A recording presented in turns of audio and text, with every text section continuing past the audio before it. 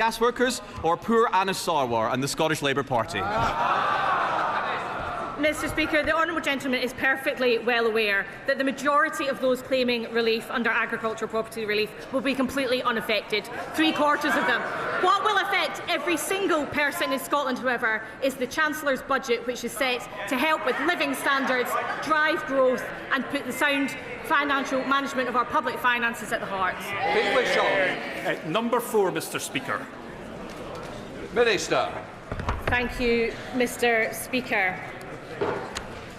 Immigration is, of course, a reserved issue, and the Home Secretary set out last week an asylum policy that will work for all parts of the United Kingdom. It contains the most sweeping asylum reforms in modern times, commensurate to the scale of the issues before us.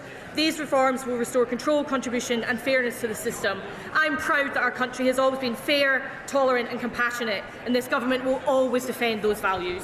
Mr Speaker, this government's new heinous asylum and immigration policy marks a dark moment for many who have chosen Scotland to be their home, even leaving children born in Scotland at risk of deportation.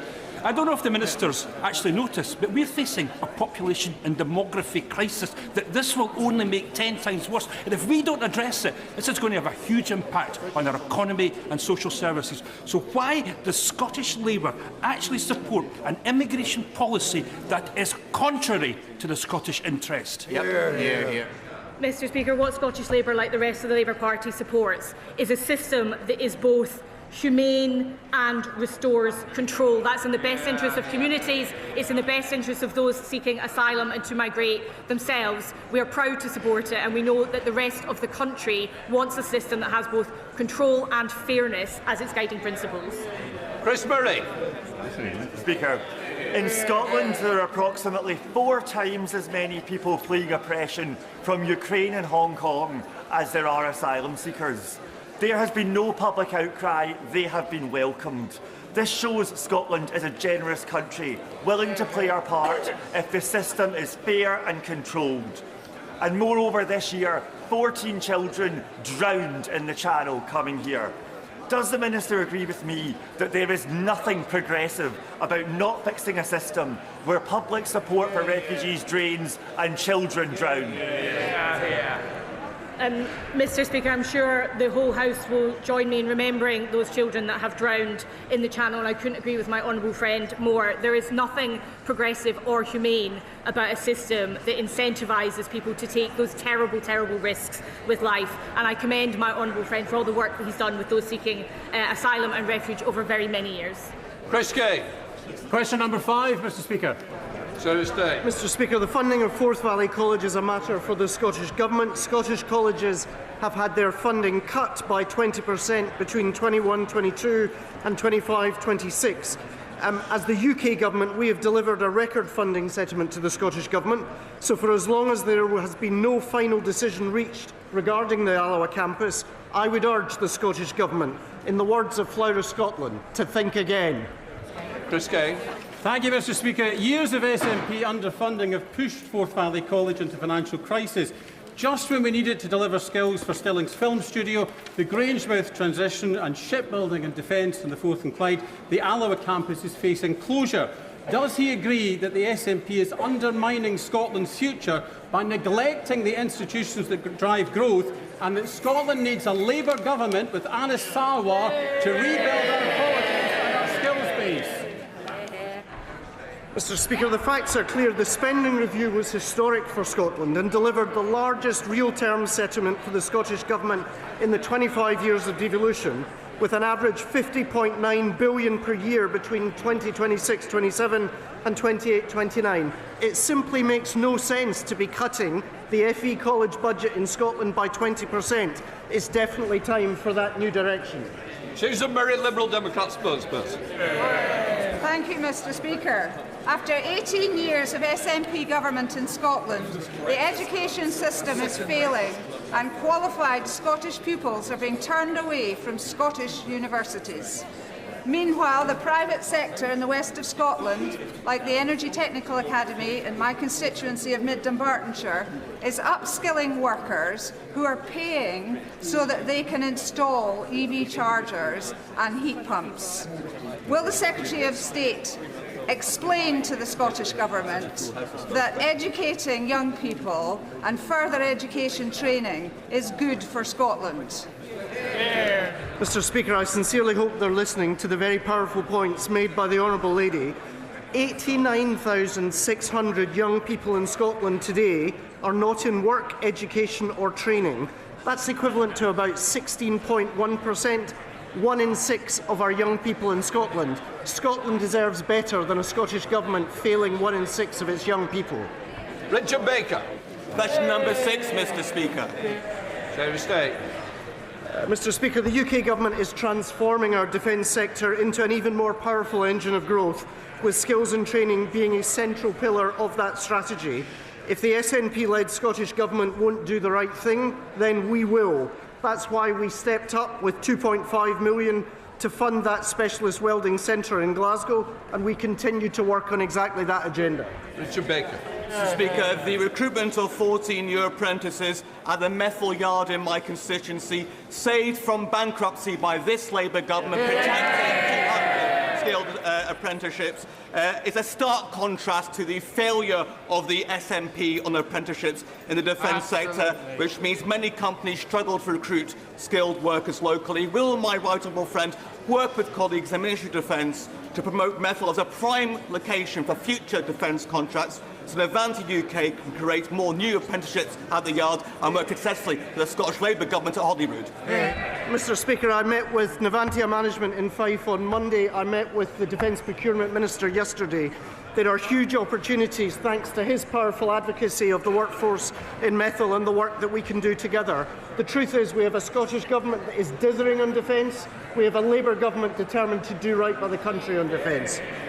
Thank you, Mr Speaker. I was delighted when Eastriggs in my constituency was shortlisted for a new UK munitions factory. The Secretary of State will know its long history in munitions and the fact that the Ministry of Defence already own the site. So will the Scotland Office continue to promote the project but also join me in facing down the Scottish Government's anti-defence industry stance? Yes, Mr Speaker, I can offer the right honourable gentleman the assurance he seeks in relation to facing down a Scottish Government dithering on defence. I would pay tribute to his passionate advocacy of the particular site he speaks of in Dumfriesshire, and I can assure him that we in the Scotland Office will continue to work with our colleagues on the MOD as we make sure that we've got the factories we need to keep our country safe. Question 7, Mr Speaker. Minister. Mr Speaker, through the Pride in Place programme, we're investing almost £500 million to revitalise communities across Scotland.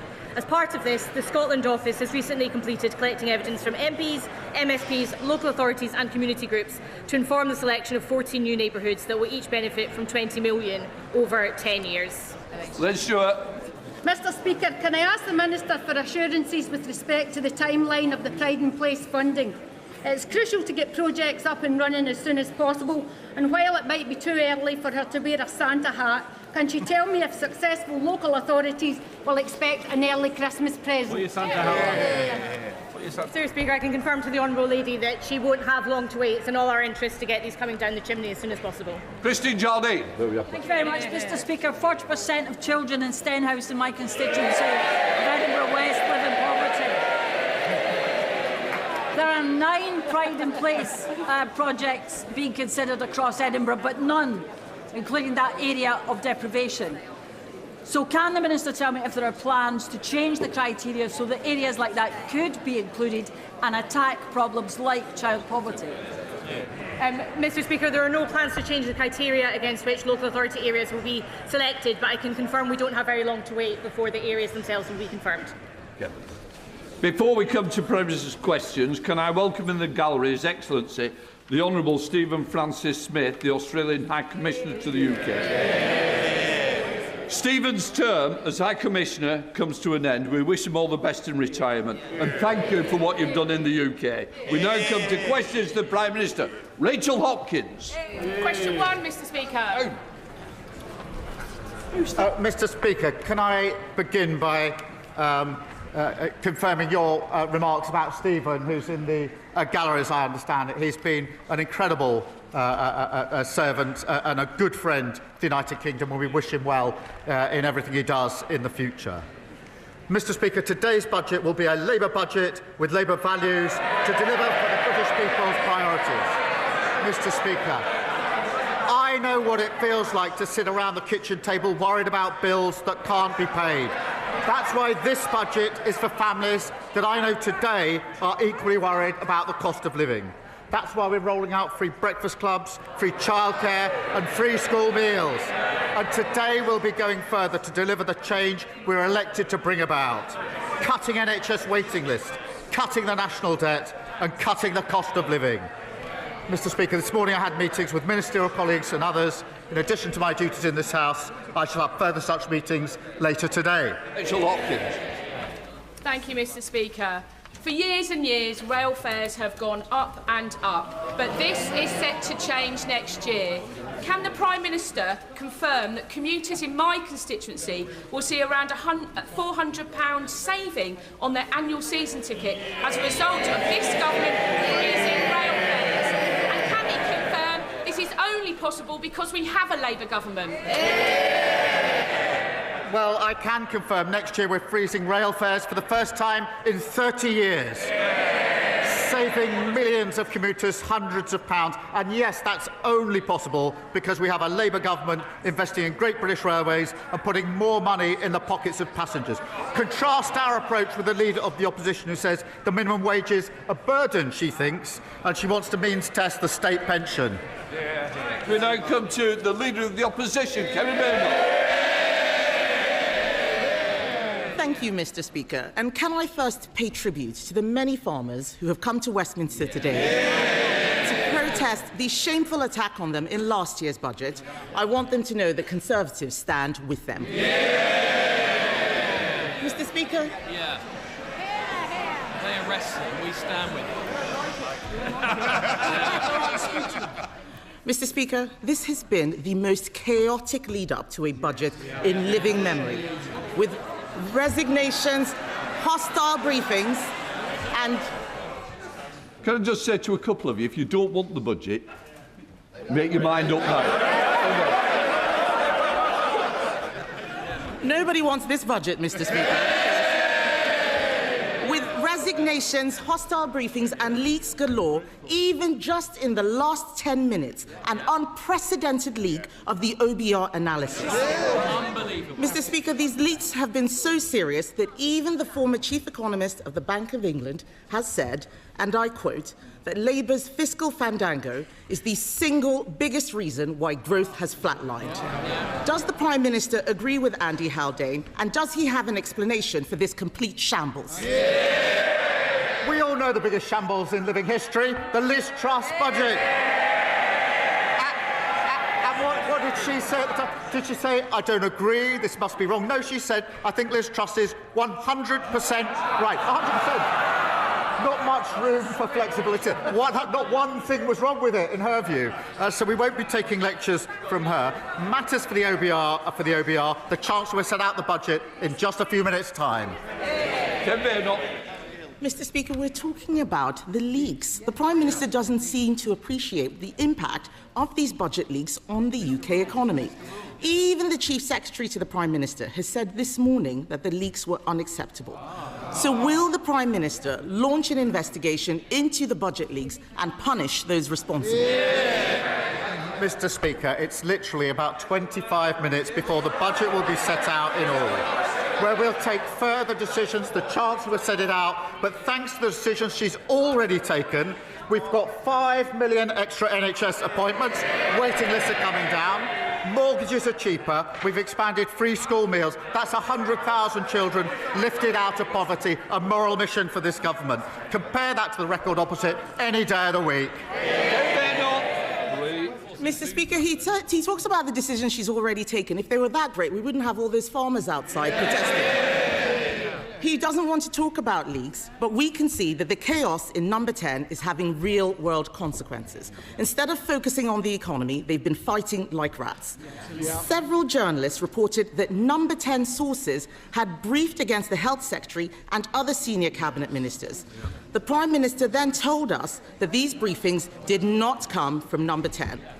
Will he repeat on the floor of the House the claim that none of his advisers has briefed against members of the Cabinet? Prime Minister. Mr. Speaker, I've been really clear about this. No one in Number 10 has briefed against Cabinet ministers. And the Health Secretary is doing a fantastic job.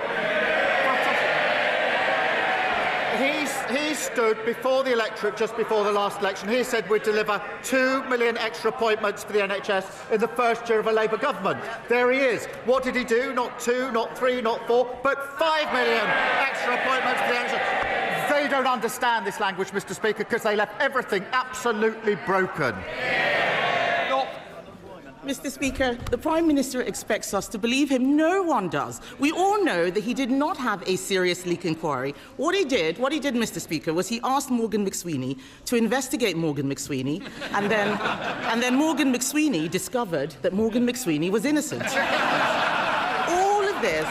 All of this calls into question the Prime Minister's judgment.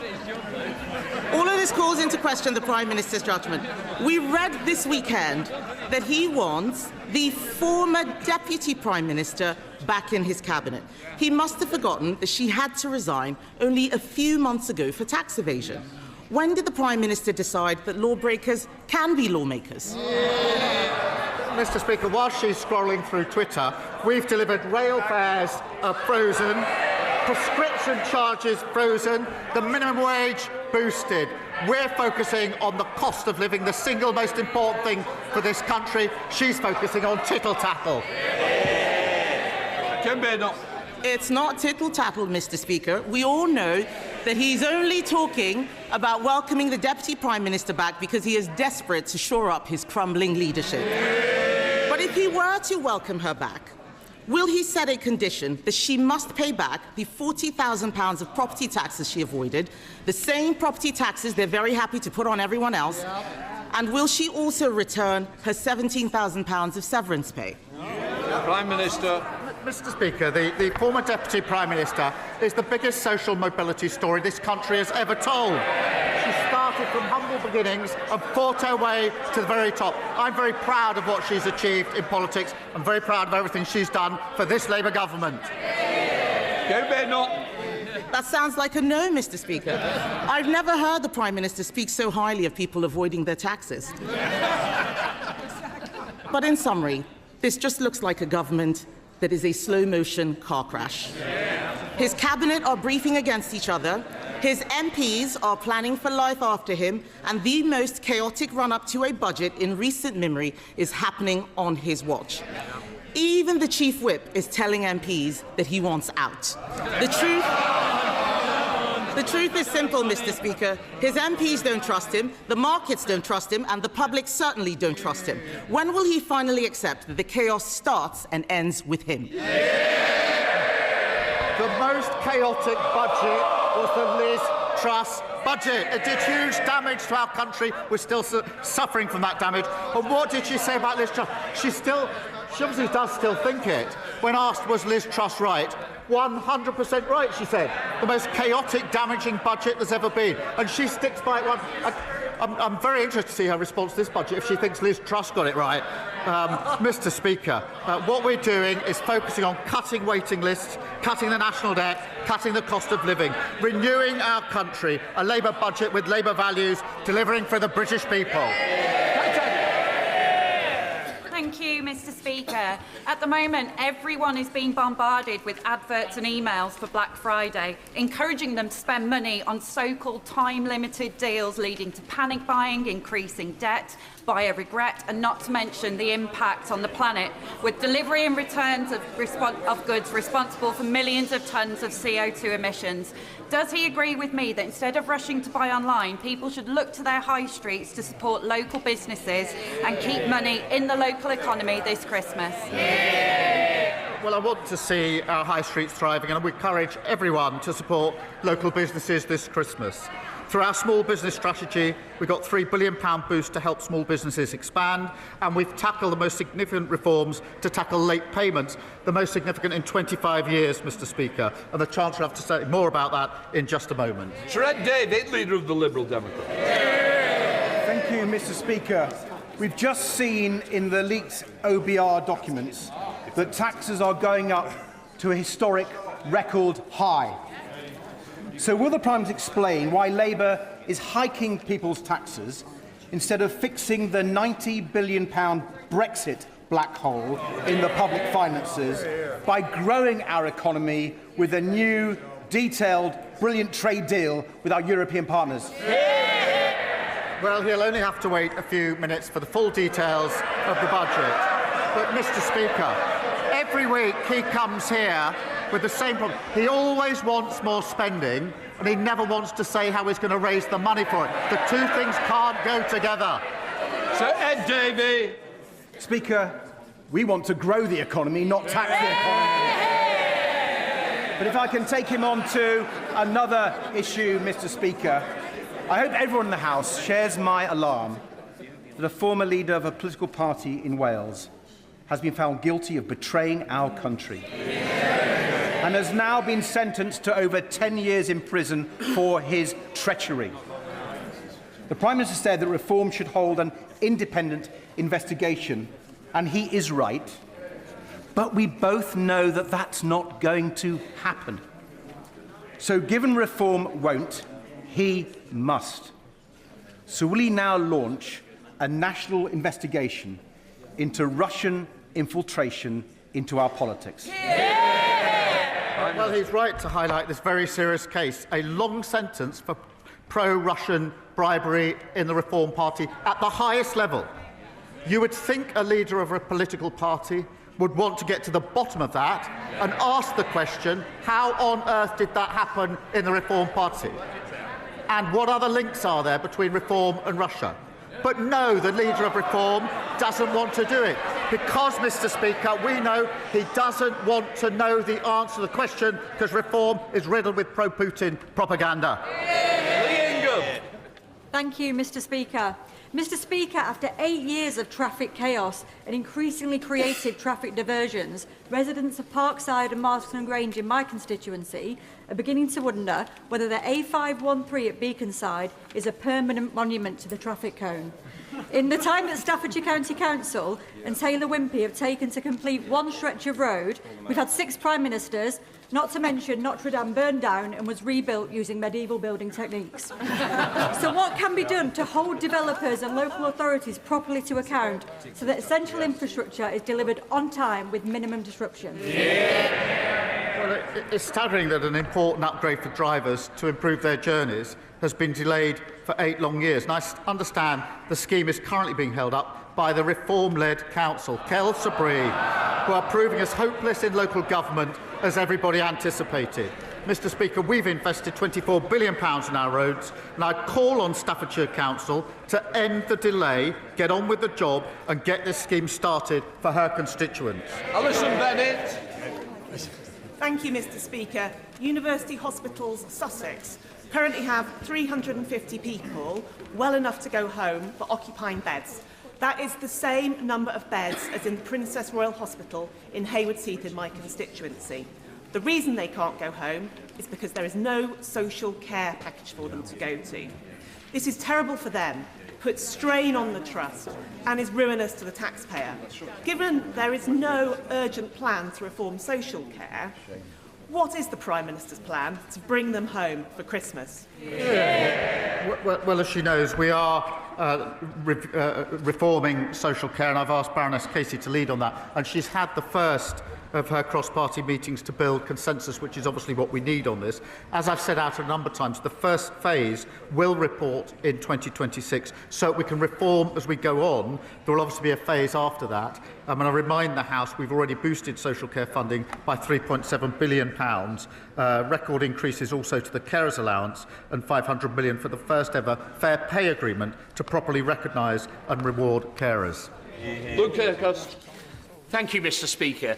Is the Prime Minister aware that because of the decision by Reform's Durham County Council to scrap support introduced by Labour in 2013, a typical working family in Stanley will be £170 worse off? How would the Prime Minister contrast the values of this Labour government with a Reform Party dividing our country and hitting working people in their pockets? Well, I thank him for raising this. The more we see of Reform, the more we see their true colours.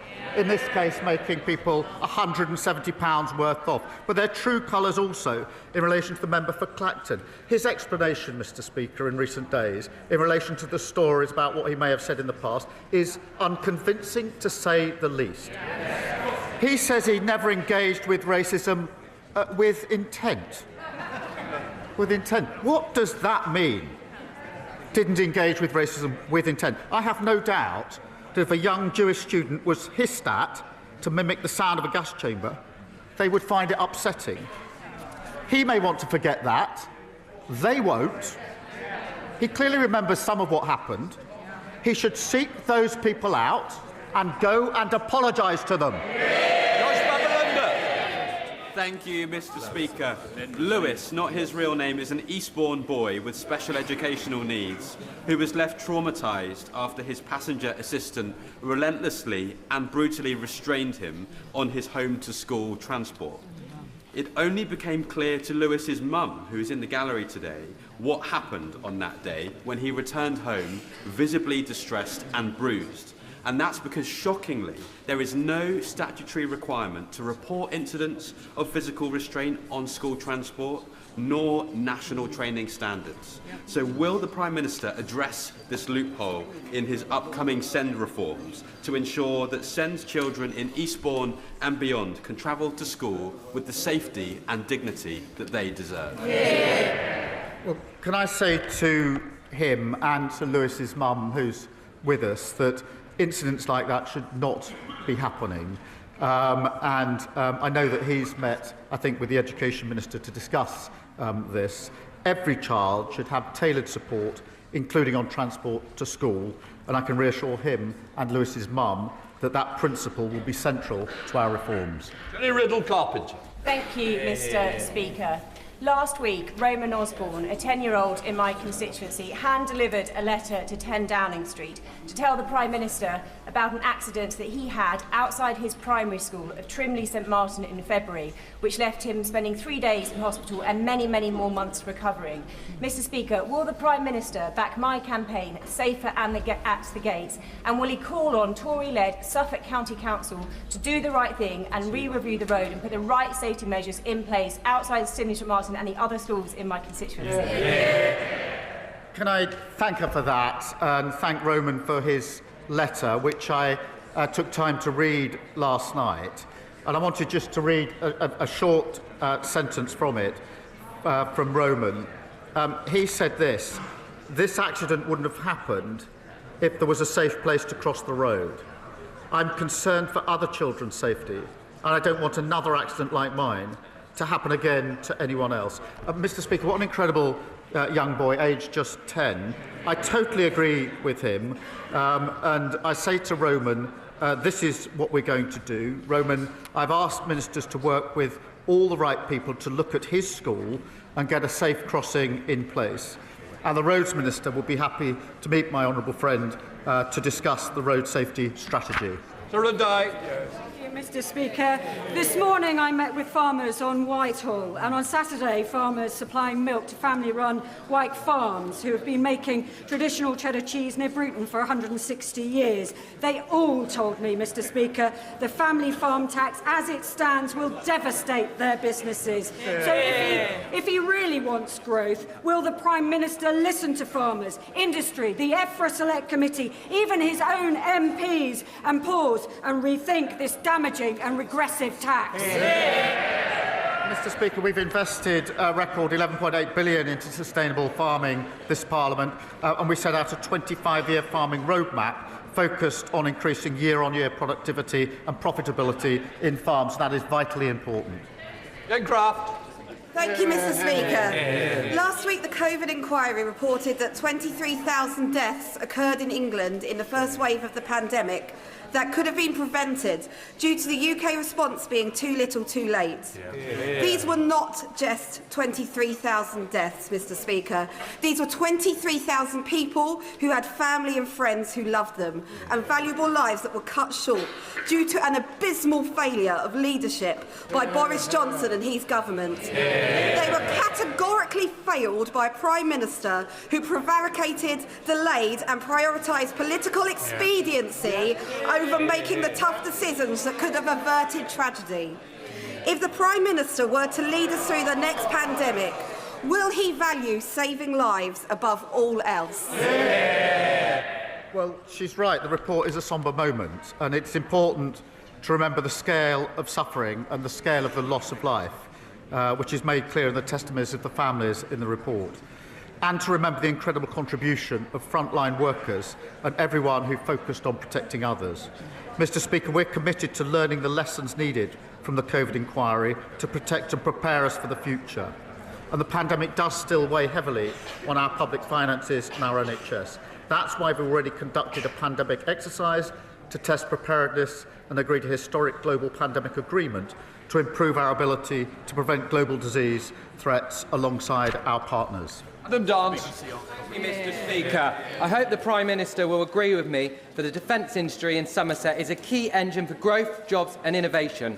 Leonardo in Yeovil is making a fantastic progress with the Proteus uncrewed helicopter, but the future of that project, thousands of jobs at the site in Yeovil and the 320 million Leonardo contribute to local GDP is dependent on the new medium helicopter contract. Will the Prime Minister reassure my constituents that he supports the industry in Yeovil, and will his government finally get round to awarding this long overdue contract? Well, can I pay tribute to those in Somerset and his constituency in the defence sector, which is hugely important to our country and our security. I can confirm we're continuing with the establishment procurement process for the new medium helicopter programme to deliver modern equipment for our armed forces. That's part of the biggest sustained boost to our defence since the Cold War, and I'm determined to see a defence dividend of investment in British jobs and apprentices, including in his constituency. Mr. Speaker, that builds on the £8 billion Typhoon deal that we've secured, the £4 billion maritime deal with Indonesia, and the £10 billion frigate deal with Norway. Serena Blackenbridge. Thank you, Mr. Speaker. I joined Wensfield Men walking and talking on International Men's Day, a fantastic group who are strengthening our community through good company and what Stephen calls a growing band of brothers. In an age of pressure, polarisation and endless phone scrolling, they bring men together to support one another. Will the Prime Minister join me in congratulating all involved and explain how the first ever men's health strategy will back similar grassroots initiatives? Can I thank her? It is so important that men have the space and support from their peers to discuss their mental health. Can I thank Men Walking and Talking for the work that they do that makes such a difference?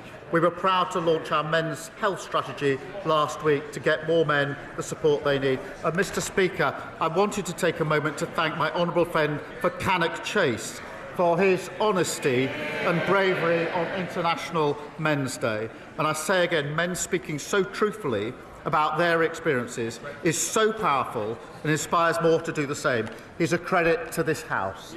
Great job. Thank you, Mr. Speaker.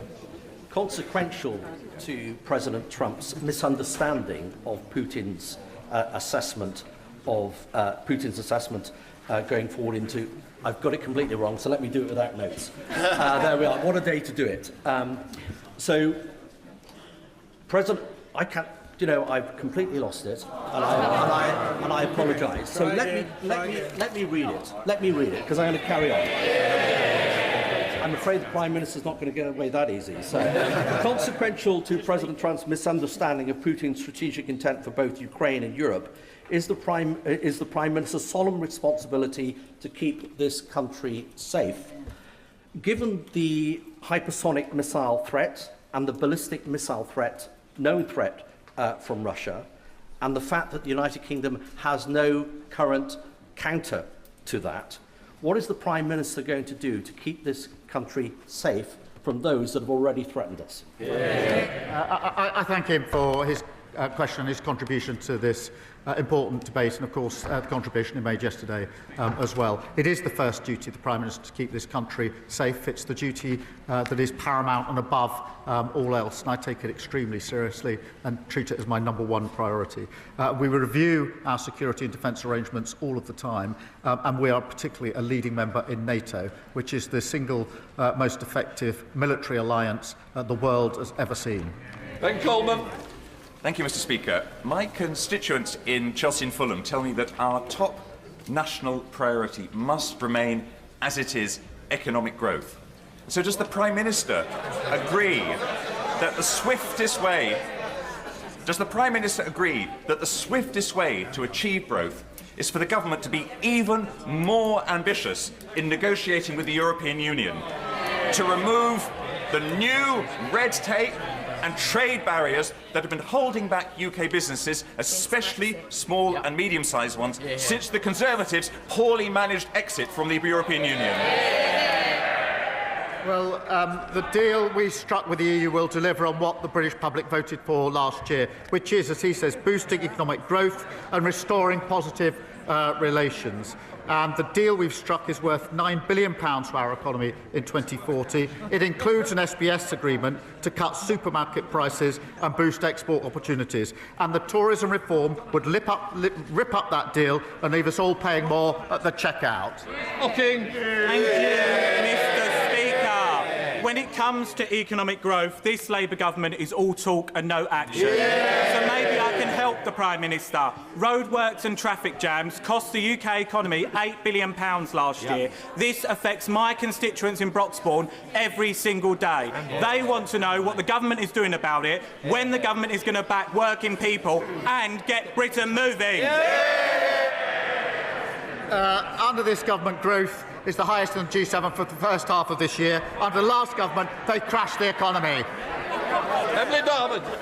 Thank you, Mr. Speaker. Yesterday was the UN International Day for the Elimination of Violence Against Women, otherwise known as White Ribbon Day in Milton Keynes and many other places. Will the Prime Minister join with me in congratulating Mr. Speaker on his commitment that this House will become the first national White Ribbon Parliament in the world? And will he join me, Mr. Speaker, and many members from across this House in making the White Ribbon promise to never use, excuse, or remain silent about men's violence against women? Can I thank her for raising this really important issue? And I'm really proud, Mr. Speaker, on what you've done with this Parliament in relation to the White Ribbon campaign. We must then turn that from a ribbon into action. And I am really proud that this government is fully committed to tackling violence against women and girls. It is a political commitment, it is a personal commitment from me, and we'll do everything we can in relation to reducing violence against women and girls, which is pernicious, it is far more widespread than people appreciate, and we absolutely have to stop talking and start doing in relation to this. Final question, Liz Sabble-Roberts. From his previous answer, we can only conclude that the Prime Minister has faith in the member of Clacton to police his own party on Russian interference. But the leader of Reform has already said that this is beyond his capabilities. Why, therefore, is the Prime Minister so unwilling to take responsibility and launch a full investigation into foreign interference in our democracies? Interference in our democracy, but the responsibility for the investigation of what happened in Reform lies with the leader of the Reform Party. Mr. Speaker, he's usually got plenty to say, and now he's totally silent on one of the most important issues. Mr. Speaker, he needs to speak up and answer those questions. That completes Prime Minister's questions.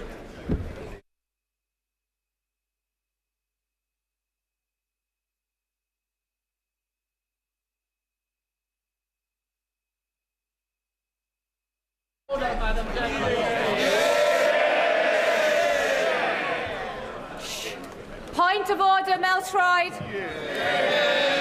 Thank you, Madam Deputy Speaker. On a point of order, Madam Deputy Speaker, this morning we have seen an unprecedented leak of the OBR's Economic and Fiscal Outlook report before the budget.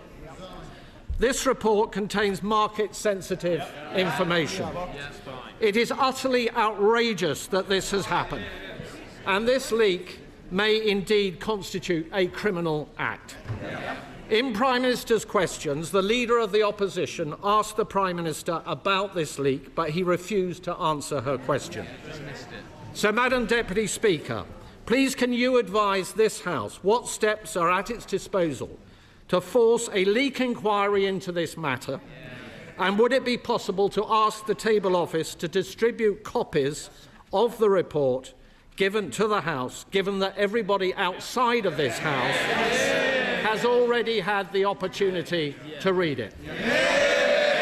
Order! This is not a point of order for the Chair. The Chancellor is about to make her budget statement, and I expect members and their constituents wish to hear from the Chancellor directly. However, before I call the Chancellor to speak, I nonetheless wish to make a short statement. For a number of weeks, and yet again yesterday, there have been extensive briefings to the media on the government's fiscal policy and public finances. This disappointing trend in relation to budget briefings has been growing for a number of years under successive governments, but appears to have reached an unprecedented high. Weeks ago, we saw the Chancellor delivering a speech in Downing Street, setting the scene for the budget, as well as specific policy announcements being briefed out to the media in advance of today's financial statements. I don't need any help. And just a moment ago, it seems the OBR analysis has also appeared online. This all falls short of standards that the House expects. The premature disclosure of the contents of the budget has always been regarded as a supreme discourtesy to this House and to all the democratically elected members, not to mention to Mr. Speaker and to myself, the Chairman of Ways and Means. The government's own ministerial code cannot be clearer, as set out in paragraph 9.1. When Parliament is in session, the most important announcements of government policy should be made in the first instance to Parliament. Mr. Speaker has always upheld the rights of this House and its members to be treated with respect and to be the first to hear major government policy announcements on behalf of their constituents. As Chairman of Ways and Means, I have responsibility to oversee the House's consideration of the budget statement and the ensuing resolutions, which are described in Erskine May paragraph 36-33 as the most important business of Ways and Means in this House. I want honourable members on all sides of the House to have adequate opportunity to hold the Chancellor to account, rather than hear and read about new policies on a daily basis in the media. And like many, I also expected better. Before I call the Chancellor of the Exchequer, I remind honourable members that copies of the budget resolutions will be available to them from the vote office in members' lobby at the end of the Chancellor's statement and online. Shh.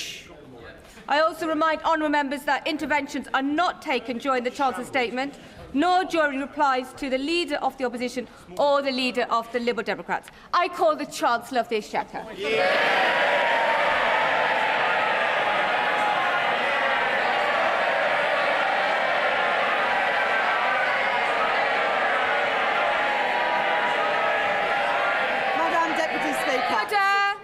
Chancellor. Madam Deputy Speaker, it is my understanding that the Office of Budget Responsibility's Economic and Financial Outlook was released on their website before this statement. This is deeply disappointing and a serious error on their part. The Office for Budget Responsibility have already made a statement taking full responsibility for their breach. Madam Deputy Speaker, we are rebuilding our economy. Over the last 16 months, we have overhauled our planning system to get Britain building, forged new trade deals, with the United States, India and the European Union. Reformed our visa system to bring the brightest and the best to Britain. We changed our fiscal rules that we inherited from the Conservatives and raised public investment to its highest level in 4 decades.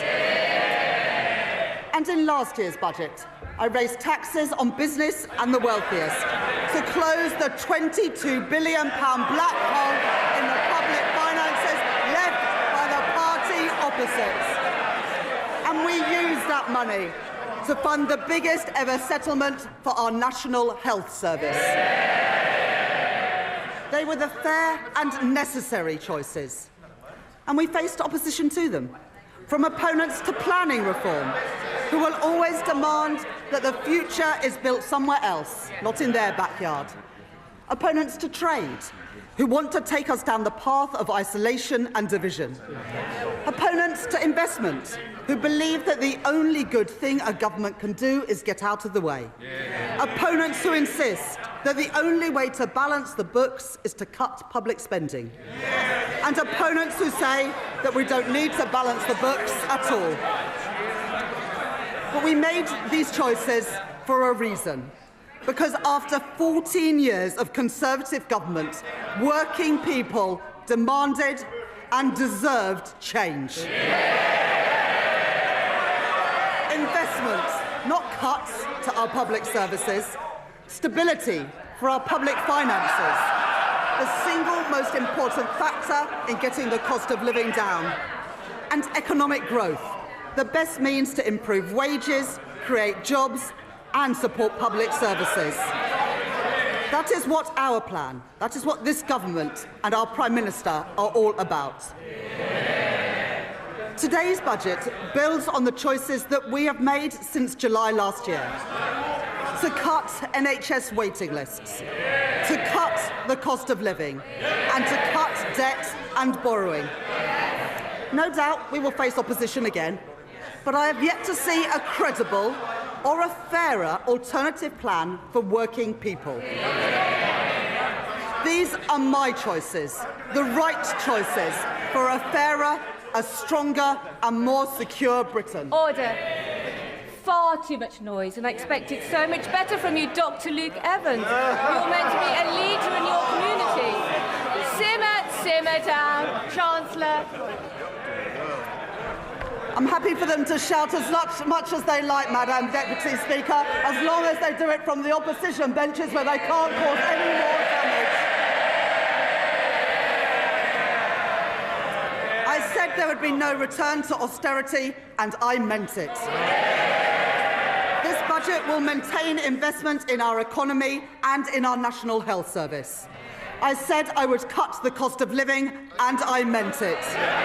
This budget will bring down inflation and provide immediate relief for families.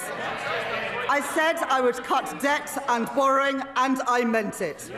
Because of this budget, borrowing will fall as a share of GDP in every year of this forecast. Our net financial debt will be lower at the end of the forecast than it is today, and I will more than double the headroom against our stability rule to £21.7 billion, meeting our stability rule and meeting it a year early. These are my choices, not austerity, not borrowing, not turning a blind eye to unfairness. My choices are a budget for fair taxes, strong public services and a stable economy. That is the Labour choice. Growth is the engine that carries every one of our ambitions forward, through stability, investment and reform. The platform from which British ambition can finally get moving again. Because growth doesn't just appear out of thin air. It is built patiently and stubbornly by people who take risks, by founders who bet their savings on an idea, by firms breaking into new markets, developing new technologies and creating new jobs and new opportunities, by the men and the women who work hard every day in all parts of our country. Our job is not to watch from the sidelines, but to partner with them, backing them every step of the way, to match private enterprise with public ambition. I would like to thank my team of officials at the Treasury for their hard work in preparing this budget. In the spring, the Office of Budget Responsibility forecast that our economy would grow by 1% this year. I said then that Britain would defy the forecasts, and defy them we have.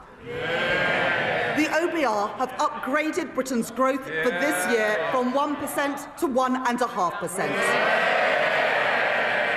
reaching the same conclusions as the IMF, the OECD and the Bank of England, who have already upgraded their forecasts. Today, the OBR have published the result of their review of the supply side of the economy. They are clear that this is not about the last 14 months. It is about the previous 14 years. The legacy of Brexit and the pandemic, and the damaging decisions by the party opposite. Cutting public spending, leaving communities and entire regions behind, starving our economy of investment and weakening our public services. As a result of their review, the OBR are reducing their expectations for productivity growth by 0.3 percentage points to 1% by the end of the forecast. They say today, and I quote, "Real GDP is forecast to grow by 1.5% on average over the forecast due to lower underlying productivity growth. There is an impact on our public finances too. The OBR say that their productivity forecast will mean £16 billion less in tax receipts by 2030. These forecasts are the Tories' legacy, not Britain's destiny.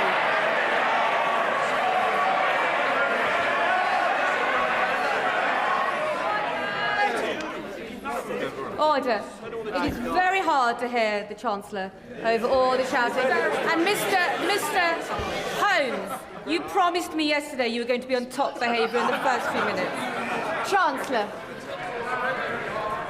We beat the forecasts this year and we will beat them again. By boosting trade, not blocking it. By increasing investment, not cutting it. By championing innovation, not stifling it. By backing working people, not making them poorer. Brick by brick, we've been building our economy. Building roads, building homes, getting spades in the ground and cranes in the sky.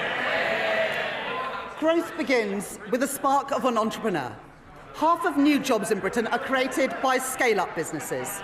And we want those jobs created here, not somewhere else. Our job is to make Britain the best place in the world to start up, to scale up and to stay. So we're widening eligibility for our enterprise incentives, so scale-ups can attract the talent and the capital that they need. Expanding the enterprise management incentive so more companies can offer tax-relieved share options. Re-engineering our enterprise investment and venture capital trust schemes so they don't just back early-stage ideas, but stay with companies as they grow. Introducing UK listings relief, a 3-year exemption from stamp duty reserve tax for companies who choose to list here in Britain.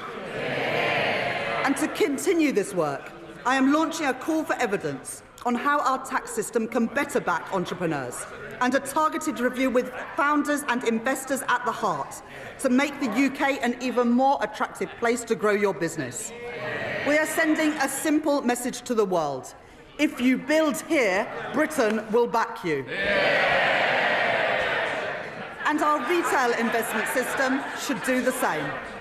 The UK has some of the lowest levels of retail investment in the G7.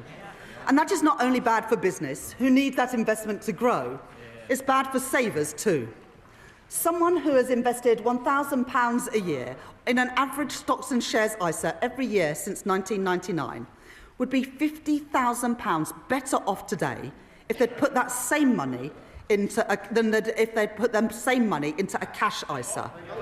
And so from April 2027, I will reform our ISA system, keeping the full £20,000 allowance while designating 8,000 of it exclusively for investment, with over 65s retaining the full cash allowance.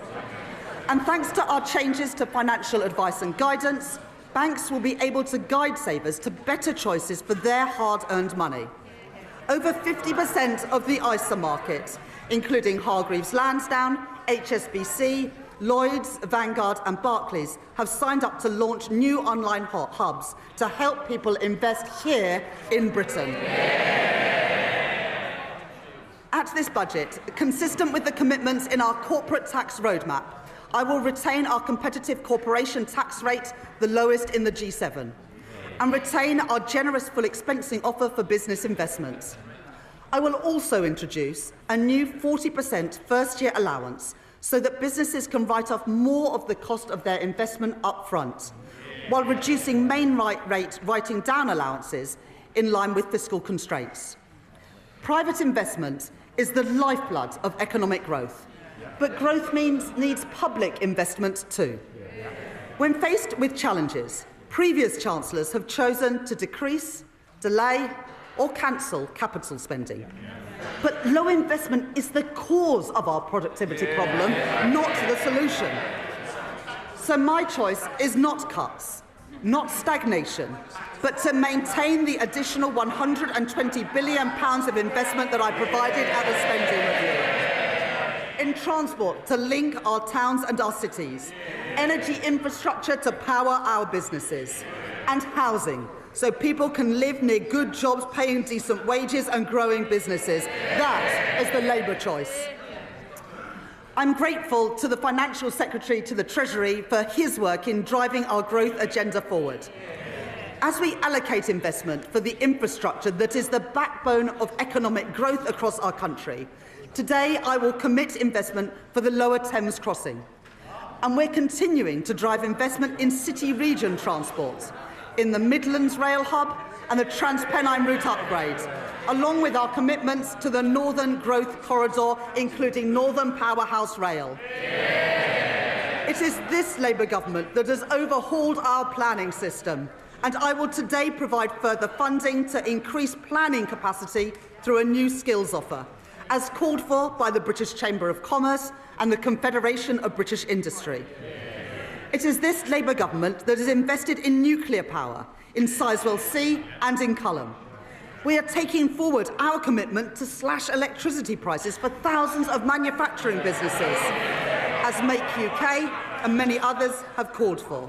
And today I'm pleased to welcome John Finkelton's report, an ambitious plan to cut the red tape that has tied our nuclear industry in knots for decades.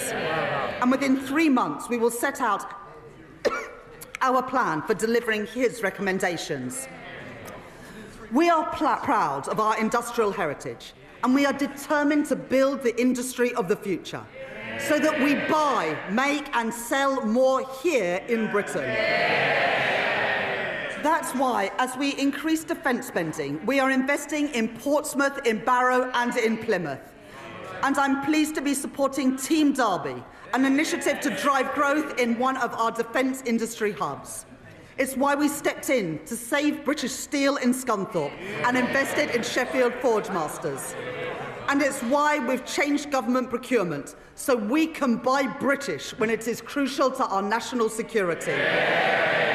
For steel, for shipbuilding, and today for AI, driving innovation and building that great industry here in Britain. But it's not just what we invest that matters, it's how we invest. Putting money and power back in the hands of local and regional leaders. Today, we are devolving £13 billion of flexible funding for 7 mayors to invest in skills, business support and infrastructure. I'm extending the business rates retention pilots in the West of England, Liverpool City region and Cornwall until 2029. And providing £30 million for the Kerno Industrial Growth Fund for sectors like critical minerals and marine innovation. I am establishing the Lead City Fund, a long-term agreement to retain business rates to fund local regeneration projects like the development of Leeds South Bank, and I am allocating £20 million for the new Peterborough Sports Quarter and £16 million for a science centre in Darlington from the Growth Mission Fund. The benefits of investment the benefits of investment and growth must be built and felt in every part of our United Kingdom. So we are providing an additional £370 million for the Northern Ireland Executive, £505 million for the Welsh Government and £820 million for the Scottish Government over the spending review period through the Barnett formula. And I am making... Sorry, I didn't quite catch that from the SNP. Did they not get that?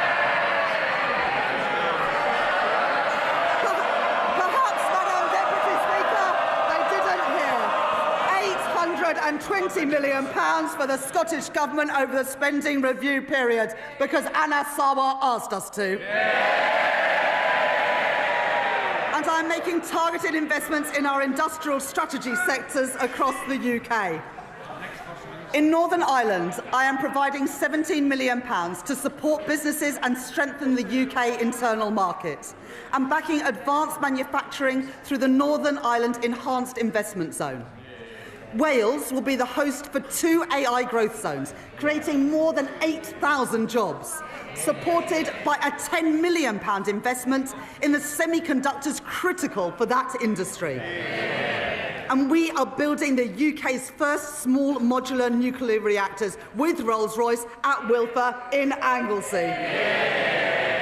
2 Labour governments working together in Wales to deliver for the people of Wales. And in Scotland, I'm committing over £14 million for low-carbon technologies in Grangemouth, £20 million to renew infrastructure at Inch Green in Inverclyde, and £20 million to redevelop Kirkcaldy Town Centre and Seafront, with construction starting next year. And that's on top of the UK's biggest ever warship export deal with the Norwegian government to build frigates in Glasgow, supporting 4,000 jobs. Investment opposed by the SNP, jobs opposed by the SNP, defence opposed by the SNP, but secured by this Labour government. A growing economy needs strong foundations of economic stability, with borrowing, inflation down and investment up. That is good for business, and it is good for working people, so they have more money in their pockets. Economic stability, safeguarded by ironclad fiscal rules, is our best defence against rising prices and the best way to improve living standards. We've all seen the alternative. 3 years ago, in their clamour to cut taxes for the richest, the Tories under Liz Truss crashed the economy and sent mortgage rates spiralling and brought pensions to the brink.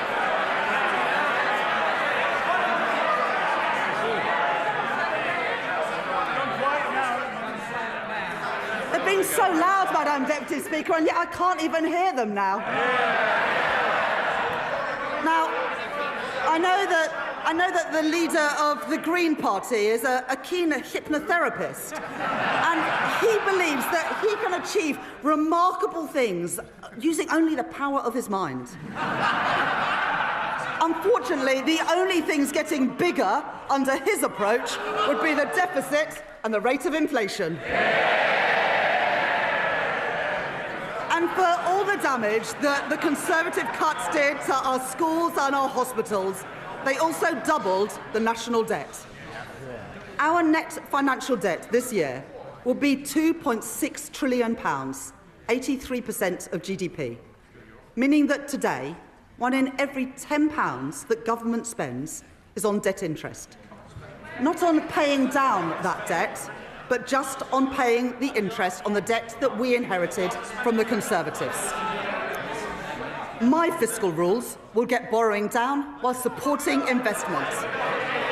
The stability rule, that day-to-day expenditure must be met through tax receipts. and the investment rule, which allows me to increase investment whilst getting debt on a downward path. Those fiscal rules are non-negotiable. I met them at the budget last year, I met them in the spring, and I have met them today. While the current budget balance is in deficit by £28.8 billion in 26-27 and £4.6 billion in 27-28, it moves into a surplus of £3.9 billion in 28-29, £21.7 billion in 29-30 and £24.6 billion in 2030-31. More than doubling our headroom against the stability rule and meeting that rule a year early too. And our net financial debt is 83.3% in 26-27, 83.6% in 27-28, 83.7% in 28-29, falling to 83.0% in 29-30 and 82.2% in 2030-31. Madam Deputy Speaker, I said we would cut the debt, and we are, with debt down by the end of the forecast. And going forwards, to support our commitment to a single fiscal event and further strengthen our economic stability, I will follow the recommendations of the International Monetary Fund by assessing the fiscal rules just once a year at the budget.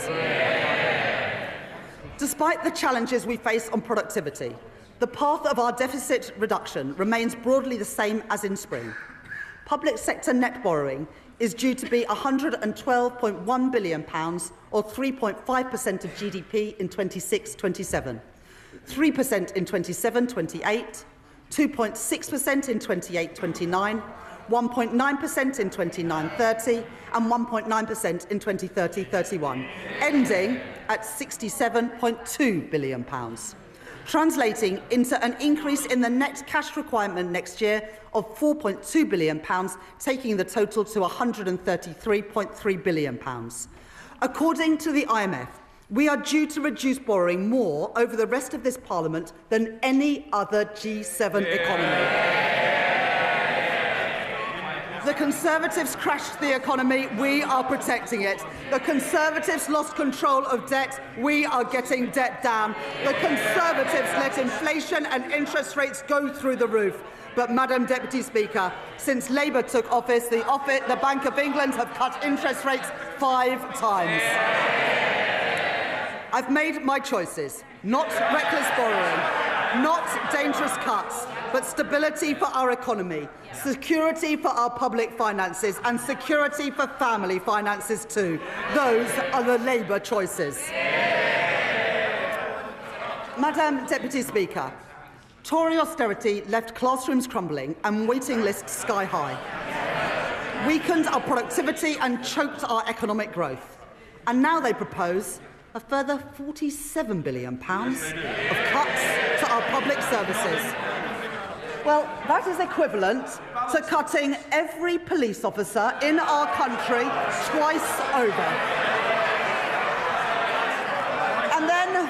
And then there is Reform, who promise more than £100 billion of cuts, with no details of where those cuts will come from or who will pay for them. A recipe for devastating damage to our public services. People voted for Labour because they wanted roads that aren't full of potholes. They want police on our streets and they want an NHS that is there when they need it. And we're delivering that. Waiting lists down by 230,000. And not just the 2 million additional appointments we promised, but an additional 5.2 million appointments already delivered since the general election. I joined the Labour Party almost 30 years ago because I could see that the Conservative government that I grew up under didn't care much about schools like mine. Textbooks were rationed. I know that many of you weren't at schools like mine.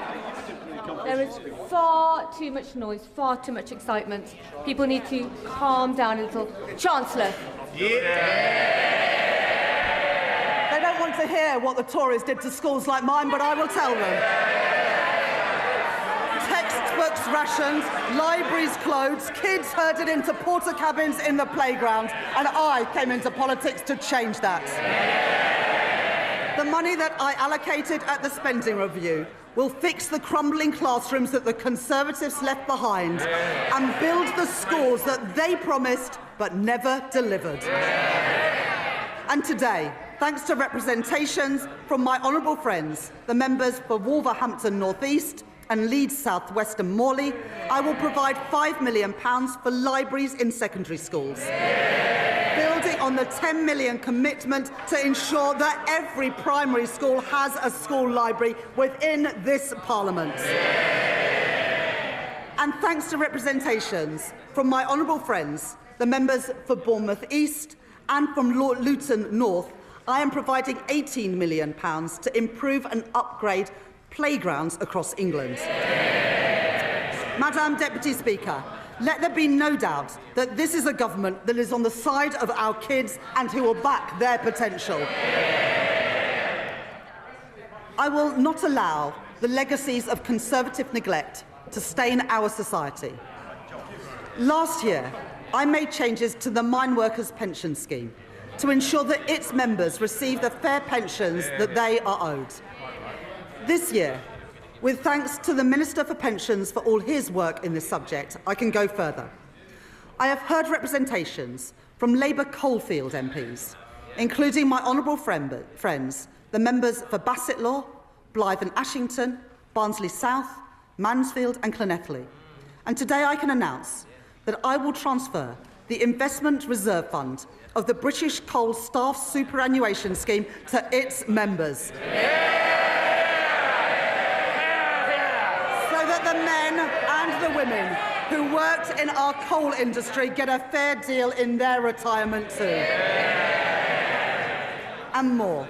Having heard representations from my honourable friends, the members for Banbury and the member for Edinburgh South West, I will index for inflation on pensions accrued before 1997 in the Pension Protection Fund and the Financial Assurance Scheme, so that people whose pension schemes became insolvent, no fault of their own, no longer lose out as the result of inflation. Last year, I also provided funding to compensate the victims of the infected blood scandal, after the previous government failed to budget for the costs of compensation. This year, I have listened to representations from my honourable friend, the member for Eltham and Chislehurst, and my honourable friend, the member for Edinburgh South West. And I'd like to thank the Minister for Employment for her representations over many years on this subject. As a result, I will exempt all payments from the infected blood scheme from inheritance tax, regardless of the circumstances in which those payments are passed down. Madam Deputy Speaker, that is how we should be spending taxpayers' money, on dealing with injustices and building strong public services, not on waste and inefficiency. At the spending review, I set an ambitious target of £14 billion of efficiencies per year by 2029, and I am grateful to the Chief Secretary to the Treasury for driving that work forward, realising savings through AI and automation, and by scrapping NHS England and reducing back-office staff by 18,000. At this budget, I will find a further £4.9 billion of efficiencies by 2031, getting rid of police and crime commissioners, cutting the cost of politics and local government, and selling government assets that we no longer have any use for. These savings will be required across government. But for our National Health Service, I will reinvest all of these savings back into the care that people rely on. More nurses, more GPs, more appointments. Restoring the services that faltered under years of Conservative decline and investing in the future of our National Health Service. And today I am announcing £300 million of investment in technology to improve patient service and 250 new neighbourhood health centres. Expanding more services into communities so that people can receive treatment outside of hospitals and get better, faster care where they live. Over 100 of these will be delivered by 2030, including in Birmingham, Truro and Southall. The Labour Party founded our National Health Service, and we will renew our National Health Service. I will take the same approach for defence spending that I take to NHS spending, reinvesting savings back into our national security. In our age of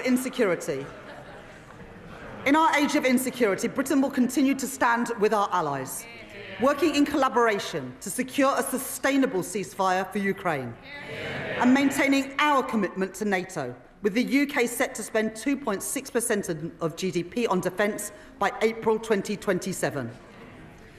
Madam Deputy Speaker, the public rightly expects that we stamp out fraud, error and waste and put that money to good use in our schools and our hospitals and other frontline services. My right honourable friend, the Home Secretary, has already announced that she will claw back excess profits from the use of hotels to house asylum seekers, as we phase out the use of those hotels entirely. And we will consult on reforms to indefinite leave to remain and access to taxpayer-funded benefits. The introduction of digital ID will break the link between illegal migration and illegal working. And the HMRC and the Fair Work Agency will crack down on illicit businesses that blight our high streets and undercut illegitimate firms, enforcing the minimum wage, investigating dodgy businesses and increasing scrutiny of the gig economy, as well as tracking down fraudulent business owners who vanish without paying their taxes. And I'd like to thank my honourable friends, the members for Great Grimsby and Cleethorpes, Lee and Atherton and Kensington and Bayswater for their representations on this subject. And I'll take further steps to prevent and track down unpaid tax, which will together, these reforms will raise nearly £10 billion a year by 2030, including through new powers for HMRC to pursue the promoters of tax avoidance schemes. I am building on our successful use of targeted checks on welfare claims to root out fraud and error and prevent public money being paid to people who are not entitled to it. And I would like to thank Tom Hayhoe, the COVID Corruption Commissioner, for his work in helping to chase down nearly £400 million from dodgy pandemic spending and contracts.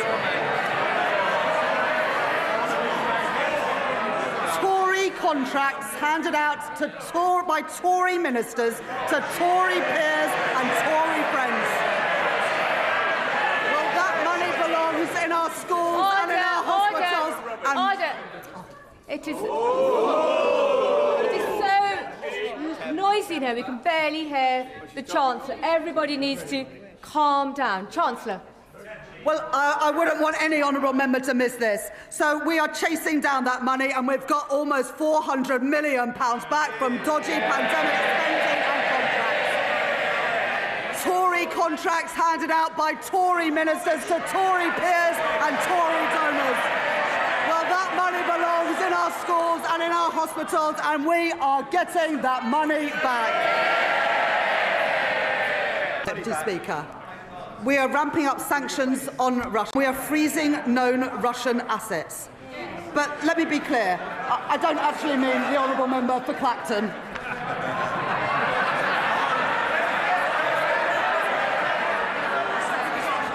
Under the Conservatives... Order.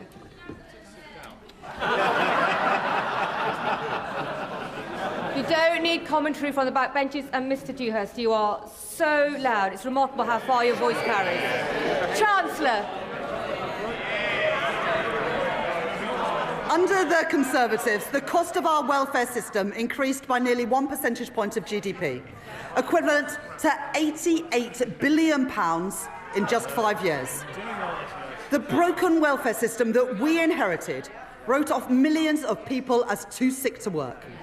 And we will reform that system so that it is a system that does not count the cost of failure, but one that protects people who cannot work and empowers those who can. We have brought back face-to-face assessments for disability benefits. Those are the face-to-face assessments that the Shadow Chancellor got rid of when he was Work and Pension Secretary. And our our changes to universal credit will get 15,000 people back into work, a figure confirmed today. The former Health Secretary, Alan Milburn, will review the causes of rising youth inactivity, and we are already taking action. I'm grateful to the Federation of Small Businesses and Small Business Britain for their representations on apprenticeships. And today I am announcing funding to make the training for under 25 apprenticeships completely free for small and medium-sized enterprises.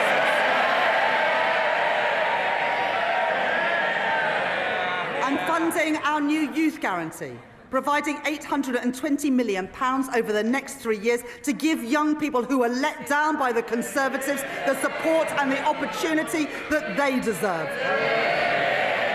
Guaranteeing every young person a place in college, an apprenticeship or personalised job support. And after 18 months, 18 to 21-year-olds will be offered paid work, not benefits. The Motability Scheme was set up to protect the most vulnerable, not to subsidise the lease on a Mercedes-Benz.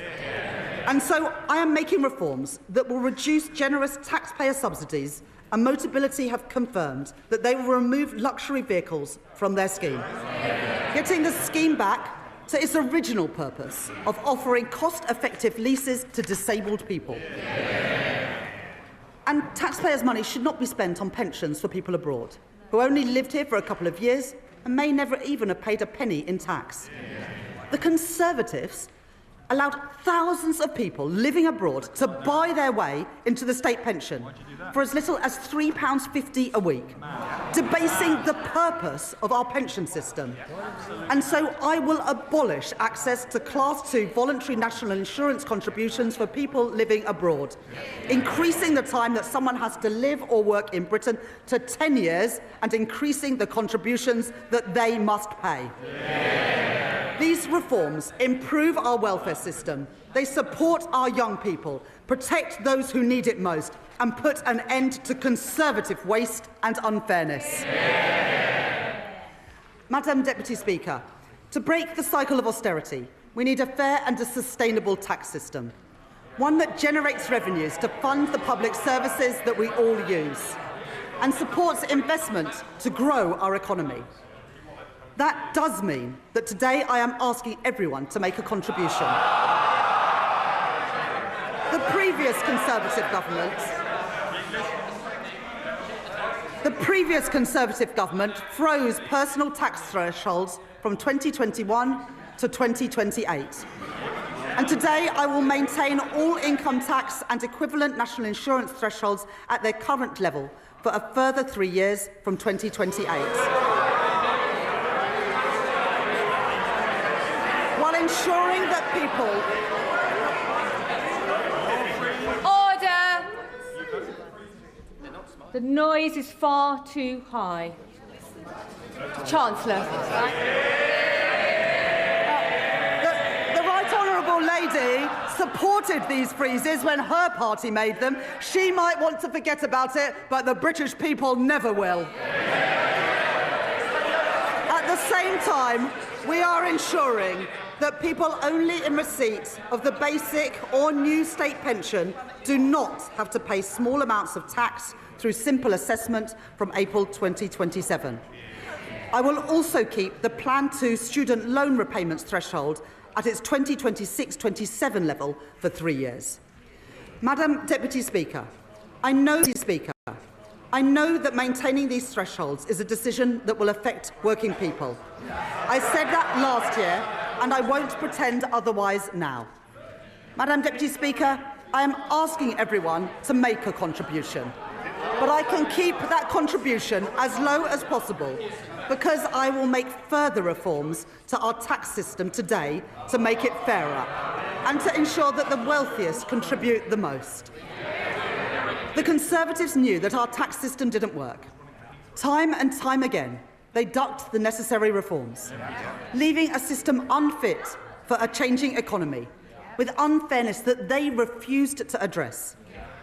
Currently, a landlord with an income of £25,000 will pay nearly £1,200 less in tax than their tenants with the same salary.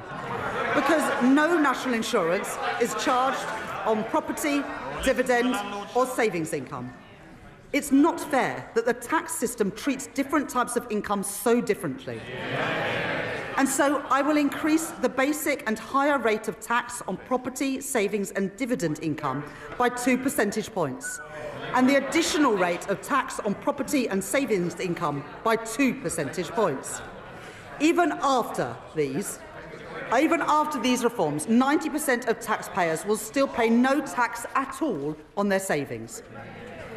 As well as narrowing the gap between the tax on income from assets and income from work, I also believe that a fair society is one where the wealthiest pay their fair share. The reforms I made last year will raise an additional £8 billion a year by 2020-30 from wealth. I increased taxes last year on private equity, private schools and private jets. I abolished the non-dom tax regime. And this year, I will make 2 changes to cap trust charges and prevent avoidance. I reformed inheritance tax on agricultural and business assets. And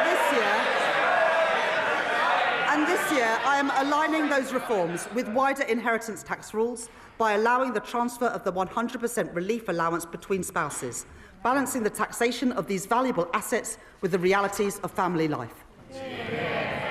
In this budget, I will take further steps to deal with a long-standing source of wealth inequality in our country.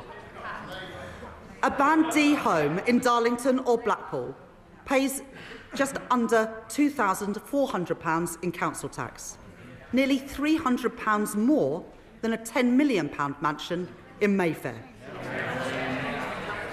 And so, from 2028, I am introducing the high-value council tax surcharge in England, an annual £2,500 charge for properties worth more than £2 million, rising to £7,500 for properties worth more than £5 million. This will be collected alongside council tax, levied on owners, and we will consult on options for support or deferral. This new surcharge will raise over £400 million by 2031 and will be charged on less than the top 1% of properties. Madam Deputy Speaker, reliefs in our tax system cost the taxpayer billions of pounds a year, but many of them no longer serve their original purpose. The government rightly provides generous tax relief for people paying into a pension, relieving income tax on all contributions and on the investment itself, as well as national insurance relief on employer contributions, at a cost of over £70 billion a year to the exchequer. This budget makes no changes to those reliefs or to the tax-free lump sum.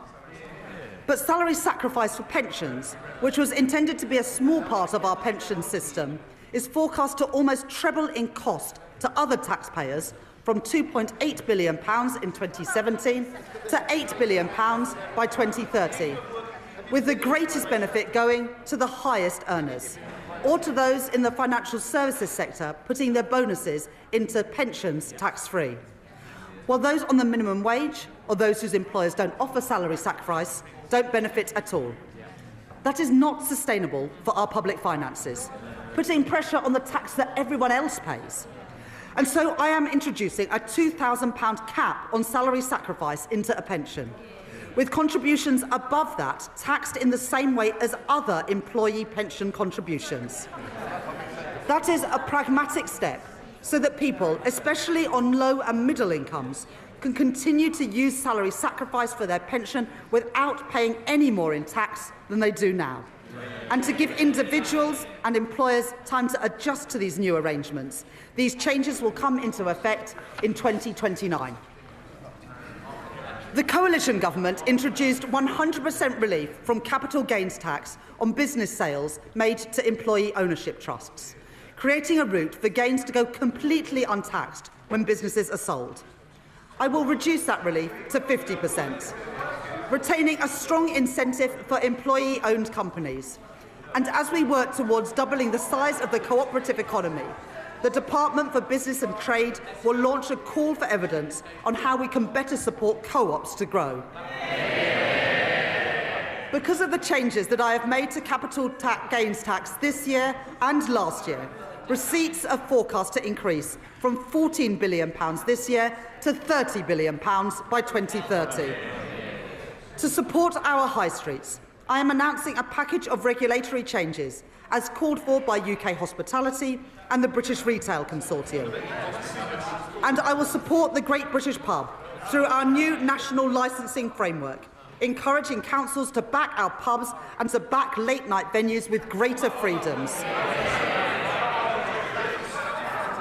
For business rates, I will introduce permanently lower tax rates for over 750,000 retail, hospitality and leisure properties, the lowest rates since 1991, paid for through higher rates on properties worth more than £500,000, like the warehouses used by online giants. Alongside this, I will introduce a package of support worth over £4.3 billion over the next 3 years for a property of any size seeing a large increase in their bill. And to support a level playing field in retail, I will stop online firms from undercutting our high street businesses by ensuring customs duty applies on parcels of any value. I will reform our motoring taxes, exempting search and rescue vehicles from vehicle excise duty as called for by my honourable friends, the member for the Western Isles and for Whitehaven and Workington. And because all cars contribute to the wear and tear on our roads, I will ensure that drivers are taxed according to how much they drive and not just by the type of car they own, by introducing the electric vehicle excise duty on electric cars. This will be payable each year alongside vehicle excise duty at 3p per mile for electric cars and 1.5p for plug-in hybrids, helping us to double road maintenance funding in England over the course of this Parliament. And alongside this, I am providing support to boost our British car industry, increasing the threshold for the expensive car supplement on electric vehicles to £50,000, saving over 1 million motorists £440 a year. Providing £1.3 billion additional funding for the electric car grant, extending it to 2030 and taking total funding to £2 billion, as well as delaying changes to the employee car ownership scheme. In addition, we're investing a further £200 million to accelerate the rollout of EV charging, as well as 100% business rates relief for EV charge points for the next decade, with thanks to my honourable friend, the member for Camborne and Redruth, for his representations on this policy. And I will improve competition in our taxi industry by ending ride-hailing companies' use of a discount scheme intended for coach tours, as called for by Steve McNamara, the General Secretary of the Licensed Taxi Drivers Association, legislating to restrict access so that everyone pays fairly and protecting £700 million of tax revenue each year. I am responding to our consultation on landfill tax, and listening to representations, particularly from our house building industry. I will not converge towards a single rate, but I will prevent the gap between the two rates from widening to balance the need to address tax avoidance in the current structure. I will today publish Ray McCann's report into the loan charge along with the government's response, setting out a new settlement opportunity that will finally allow people to finalise their position and draw a line under this long-standing issue. And I'd like to thank my honourable friend, the member for Milton Keynes Central, for her representations on this subject. I will continue with the planned uprating for tobacco duties that I set out last year and uprate alcohol duties by inflation, along with our plans to introduce a vaping products duty in 2026 and changes to the soft drinks industry levy announced by my right honourable friend, the Health Secretary, yesterday. And I'd like to thank the Exchequer Secretary to the Treasury for his work on all the tax measures in this budget. I will also reform gambling taxes in response to the rise in online gambling. Remote gaming is associated with the highest levels of harm, And so I am increasing remote gaming duty from 21% to 40%. With duty on online betting increasing from 15% to 25%. I am making no change to the taxes on in-person gambling or on horse racing. And I am abolishing bingo duty entirely from April next year. Taken together, my reforms to gambling tax will raise over £1 billion per year by 2031. As a result of the tax reforms I have made today, I can confirm that I will not be increasing national insurance, the basic, higher or additional rates of income tax or VAT. And I have kept everyone's contribution as low as possible through reforms to make our tax system stronger, closing loopholes, ensuring that the wealthiest pay their share, and building a tax system that is fairer for the future as our economy changes. On the day I became Chancellor, I said that I would judge my time in office a success if I knew that ordinary children from working-class backgrounds were living more fulfilling lives. Their horizons expanded, their potential realised. I joined the Labour Party, I came into politics, because I believe that every child has equal worth and deserves an equal chance to achieve their promise. The biggest barrier to equal opportunity is child poverty. Because for every child that grows up in poverty, our society pays a triple cost. The first and the heaviest is to the child. Going to school hungry, waking up in a cold home or in another B&B. While other children enjoy the advantage of working, too many go without. And there is also the cost of supporting a family in poverty, which ends up in the lap of overstretched councils, who can do no more than shunt them into temporary accommodation at huge cost to local taxpayers. Then there is the future cost, to our economy and to our society, of wasted talent, and a welfare system that bears the cost of failure for decades to come. Young people with so much to contribute, but whose potential is suffocated early by limited life chances and missed opportunities, struggling to make their way in a society that did not look out for them. I don't intend to preside over a status quo that punishes children for the circumstances of their birth and demands that Since last July, we've rolled out free breakfast clubs in schools. We're expanding free school meals to 500,000 more kids, lifting 100,000 children out of poverty as we do it. We've passed the Renters' Rights Act and we've extended the childcare offer. And I'm proud of all of that. But it's not enough. Because there is one policy that pushes kids into poverty more than any other. It was introduced by the party opposite.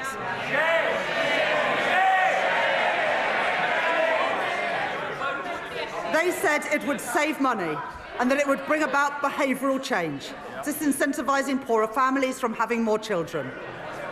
Well, even on its own terms, it failed. The welfare bill has continued to rise, and there's been no difference in the size of families. But what it has done is to push hundreds of thousands of children into poverty since it was introduced. They said they were punishing parents' choices, but it's the kids who have paid the price. They've paid the price for the policies of a party which opted for cynical gimmicks over real savings in our welfare system.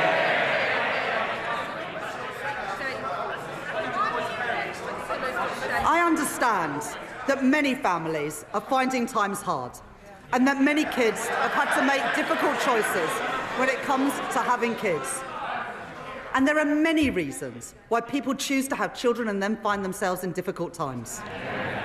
The death of a partner, separation, ill health, a lost job. I don't believe that children should have to bear the brunt of that.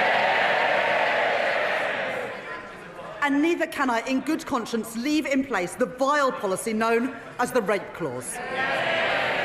requiring women to prove if their child has been conceived non-consensually to receive support. I'm proud to be Britain's first female Chancellor of the Exchequer.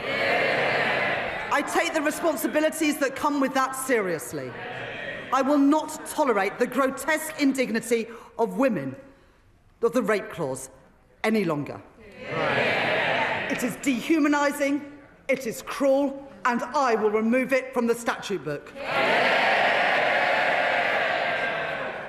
And so because I am tackling fraud and error in our welfare system, because I am cracking down on tax avoidance, because I am reforming gambling taxation, I can announce today, fully costed and fully funded, the removal of the two-child limit in full from April.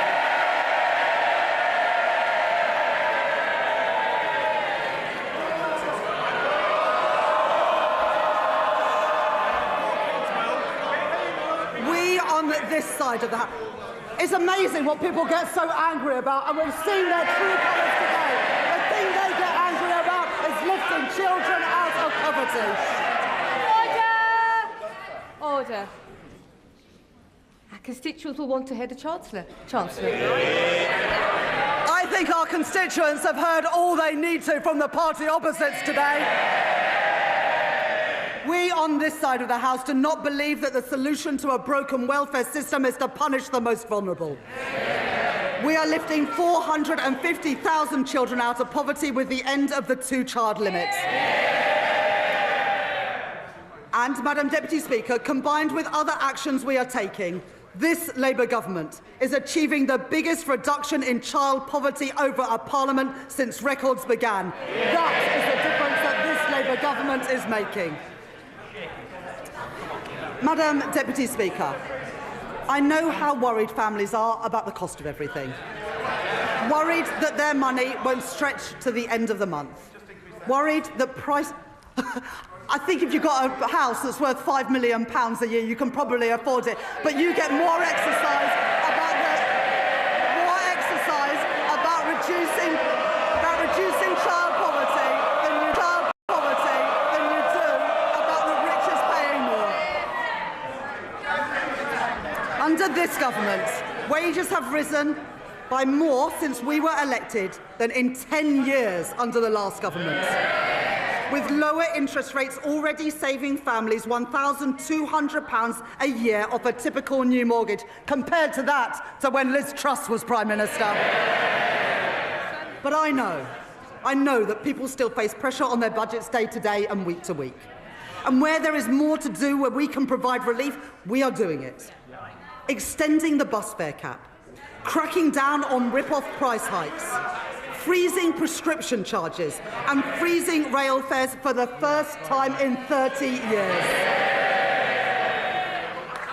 I am increasing the basic and new state pension by 4.8%, an increase of £440 per year for the basic state pension, and an increase of £575 per year for the new state pension, in line with our commitment to the triple lock. At the election, we promised a genuine living wage, and we are delivering it. At the budget last year, I increased the national minimum wage and the national living wage, and I am doing the same this year too. Accepting the recommendations of the Low Pay Commission in full, and increasing the minimum wage for 18 to 20-year-olds from £10 to £10.85 an hour, and increasing the living wage from £12.21 to £12.71 an hour. Under current plans, the temporary 5p cut to fuel duty that was introduced during the pandemic will come to an end in April, and fuel duty will be uprated in line with inflation. But I know that the cost of travelling to and from work is still too expensive. And so I am extending the 5p cut until September 2026. And because I know that changes in wholesale prices are not always passed on to motorists, I am bringing in new rules to mandate petrol forecourts to share real-time price rises through a new fuel finder, empowering drivers to find the cheapest fuel, calling out rip-offs and strengthening competition, saving the average household £40 a year. Madam Deputy Speaker, one of the greatest drivers of the rising cost of living is the cost of energy prices.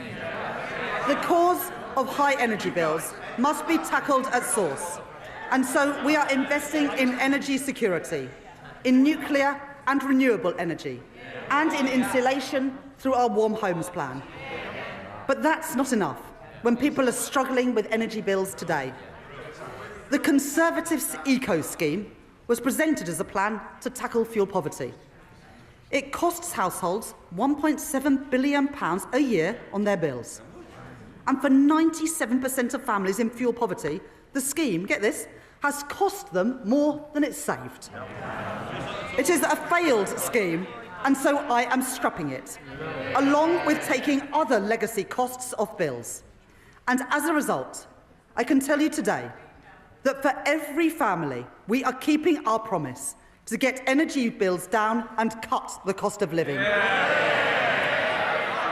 With £150 cut from the average household bill from April next year. Money off bills and in the pockets of working people, that is my choice. Not to neglect Britain's energy security like the Tories did. Not to leave working families to bear the brunt of high prices like the Tories did, but to get energy costs down now and in the future. That is the Labour choice. And Madam Deputy Speaker, one more thing. Because of our action on bills and on prices, as a direct result of this budget, the Office for Budget Responsibility confirmed today that inflation is coming down faster and will be a full 0.4 percentage points lower next year. That's the benefit of a Labour government cutting the cost of living. Madam Deputy Speaker, this Labour government is changing our country. In the face of challenges on our productivity, I will grow our economy through stability, investment and reform. I've met my fiscal rules and built our economic resilience for the future. I have asked everyone to contribute, yes, for the security of our country and the brightness of its future. But I have kept that contribution as low as possible by reforming our tax system, making it fairer and stronger for the future. I have protected our NHS, maintaining public investment and driving efficiency in government spending.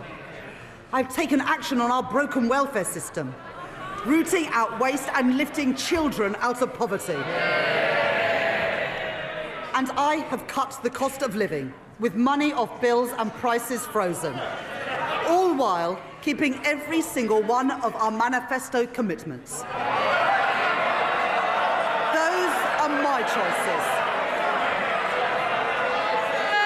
Order. Mr. Rankin, Miss Morton, your voice carries right across the chamber. Right across the chamber. Try and take a breath every so often. Chancellor. Those are my choices. Not austerity, not reckless borrowing, but cutting the debt, cutting waiting lists and cutting the cost of living.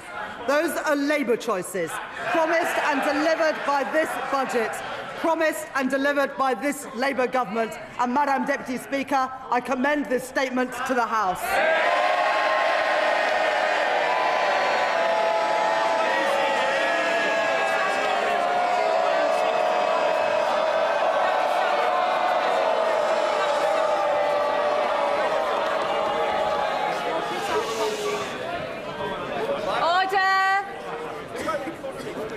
Under Standing Order number 51, the first motion entitled Provisional Collection of Taxes must be decided without debate. Will the Chancellor of the Exchequer please move formally? Chancellor, please move formally. Formally. The question is that pursuant to Section 5 of the Provisional Collection of Taxes Act 1968, provisional statutory effect shall be given to the following motions. Stamp duty reserve tax, UK listing relief, motion number 60. rates of tobacco products duty, motion number 65. As many of their opinions say aye. Aye. Of the contrary, no. The ayes have it. The ayes have it. We now come to the motion entitled Income Tax Charge. It is on this motion that the debate will take place today and on the succeeding days. The questions on this motion and on the remaining motions will be put at the end of the budget debate on Tuesday, the 2nd of December. I call the Chancellor of the Exchequer to move the motion formally. Formally. The question is that income tax is charged for the tax year 2026-27, and it is declared that it is expedient in the public interest that this resolution should have statutory effect under the provisions of the Provisional Collections of Taxes Act 1968. I now call the Leader of the Opposition. Leader of the Opposition.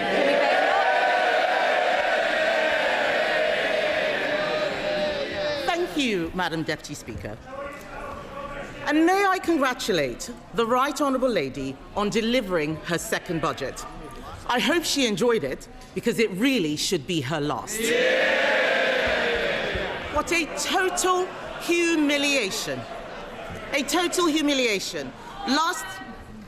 Can colleagues who are exiting the chamber do so swiftly so we can focus on the Leader of the Opposition? Swiftly exit, quietly. Right. Leader of the Opposition. It's a total humiliation, Madam Deputy Speaker. Last year, she put up taxes by £40 billion, the biggest tax rate in British history. She promised that she wouldn't be back for more. She swore it was a one-off. She told everyone that from now on, it would be stability and she would pay for everything with growth. Today, she has broken every single one of those promises. If she had any decency, she would resign. At the last budget, she said she was proud to be the country's first ever female chancellor. After this budget, she will go down as the country's worst ever chancellor.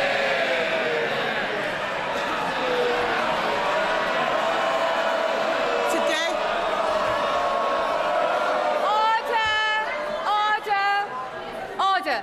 And the Chief Whip in particular knows that we don't allow clapping in the chamber. Leader of the Opposition.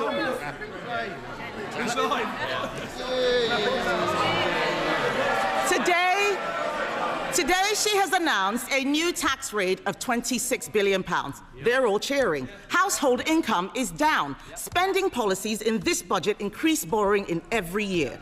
That smorgasbord of misery we just heard from her can be summed up in one sentence. Labour are hiking taxes to pay for welfare.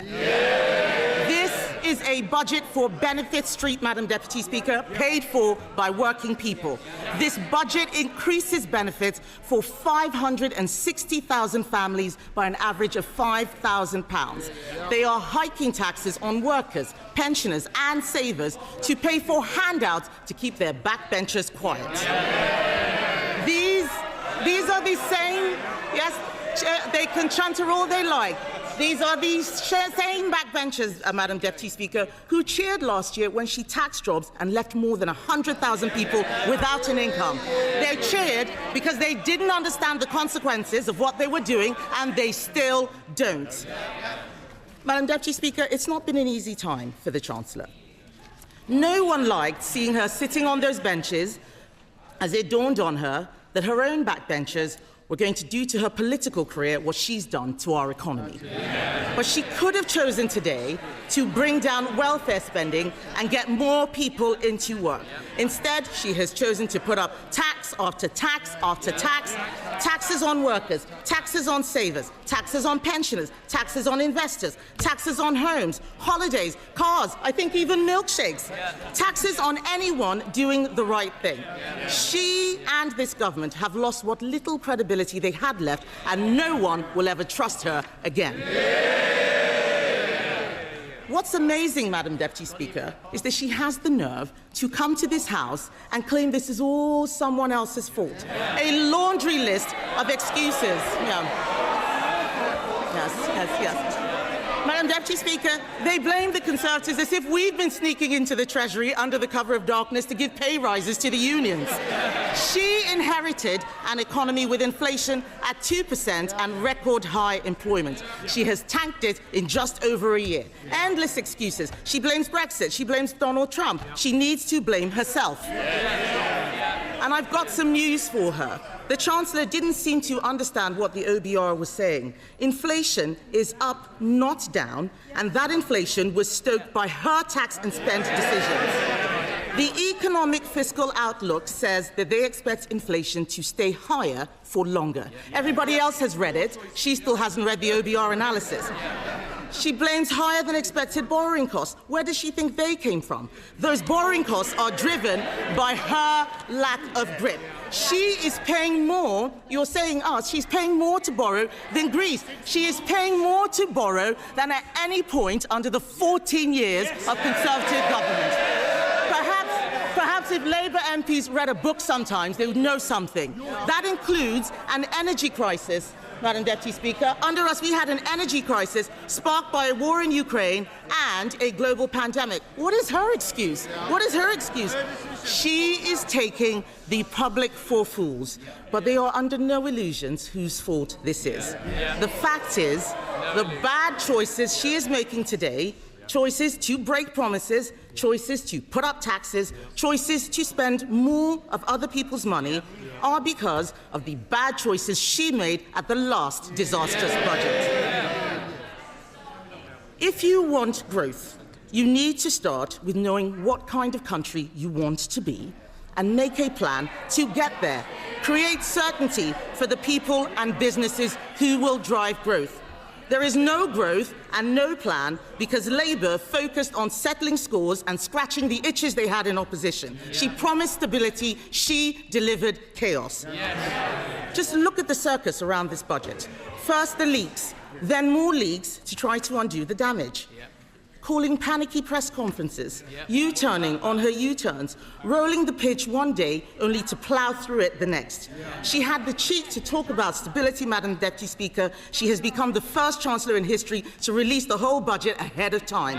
This is extraordinary. It tells you everything you need to know about her grip on the Treasury. She's making the UK a shambolic laughingstock to international investors, and if she doesn't resign for breaking her promises, she should sure as hell go for this.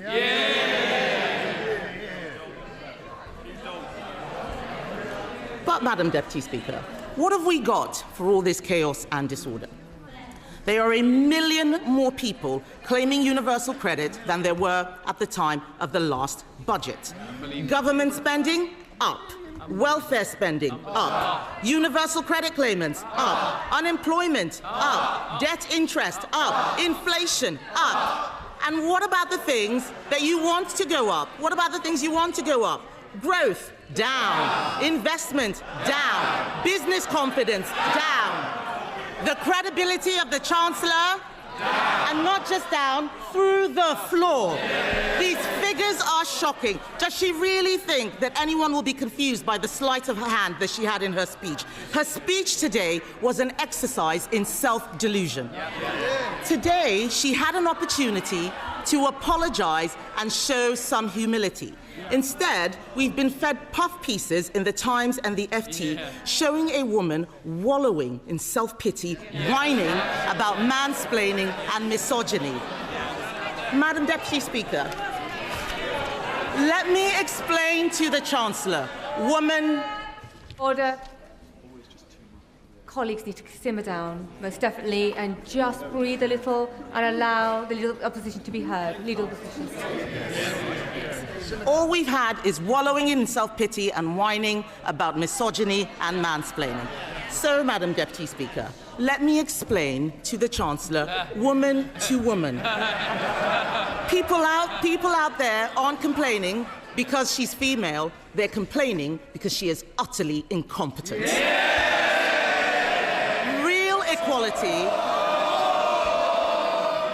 Real equality means being held to the same standard as everyone else.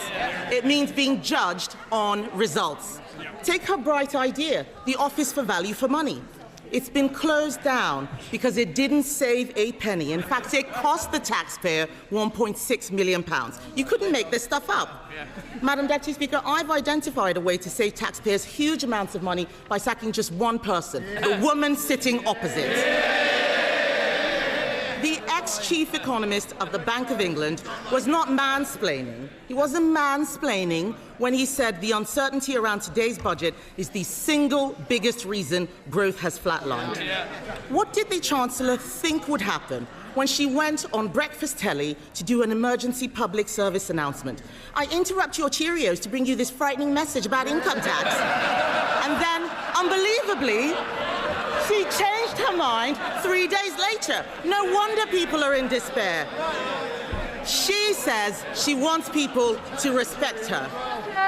Order. Conservative colleagues are drowning out the Leader of the Opposition speech, so just be mindful nobody will be able to hear her at home.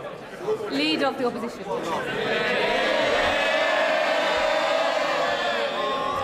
Madam Deputy Speaker, she says she wants people to respect her.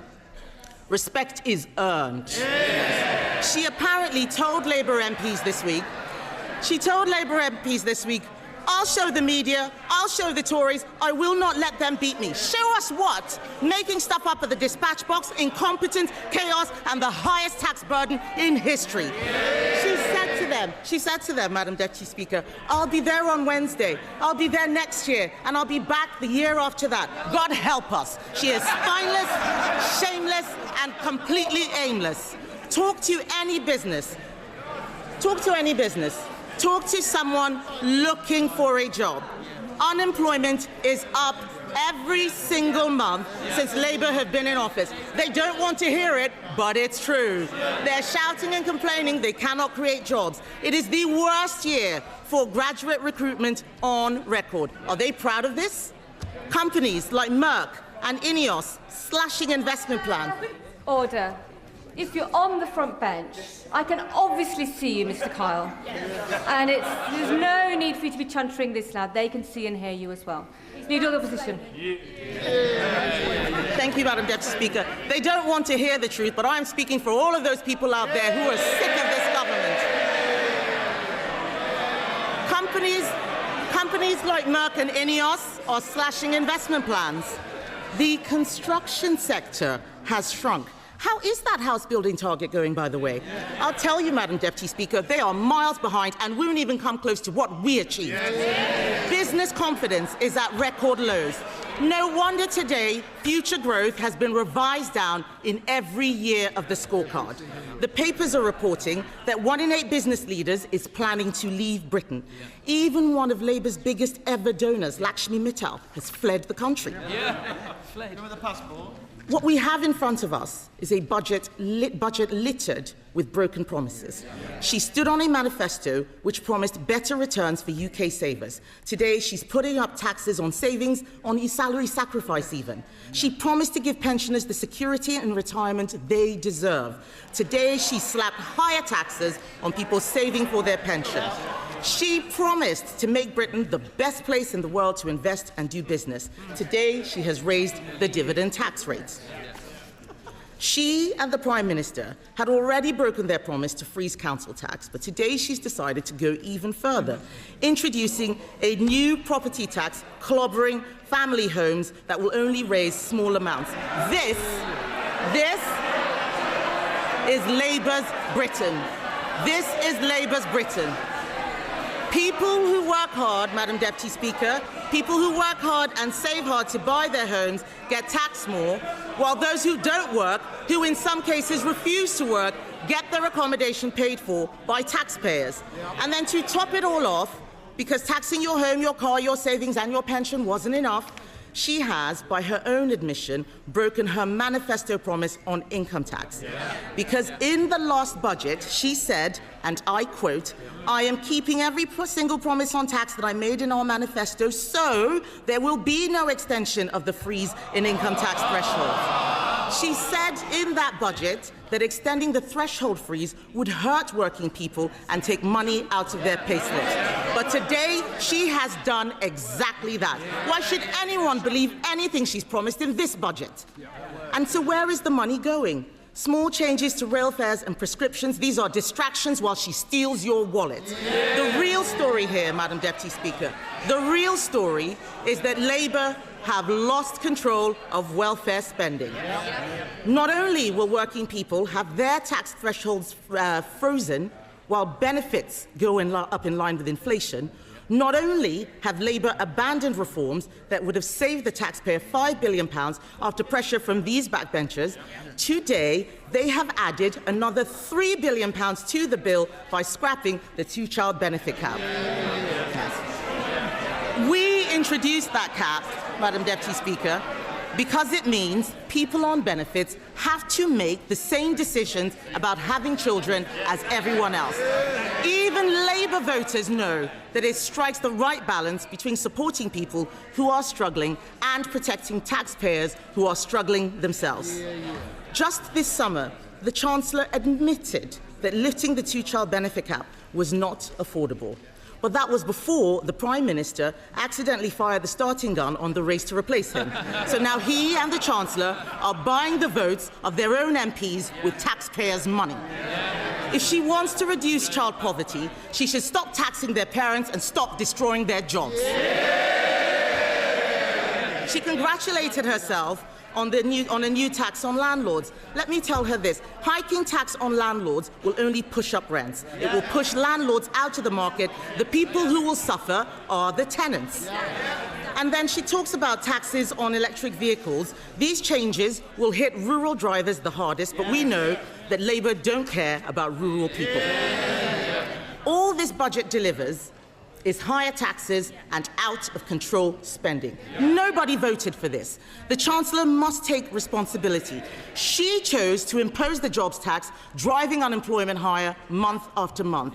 She chose to abandon welfare reform, meaning the benefits bill is spiralling. She chose to spend more and more money she didn't have, leaving taxpayers to foot the bill.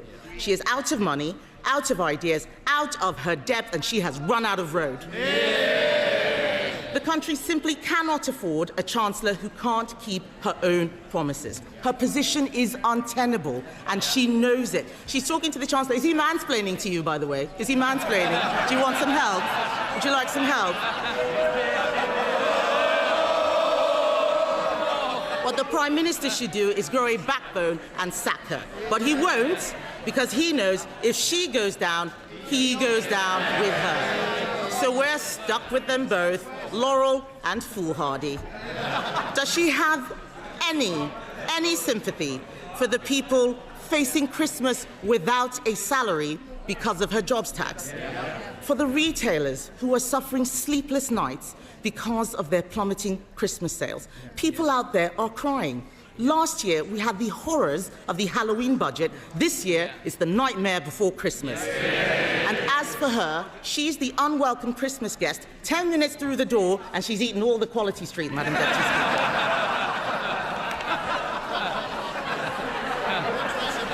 But let me tell the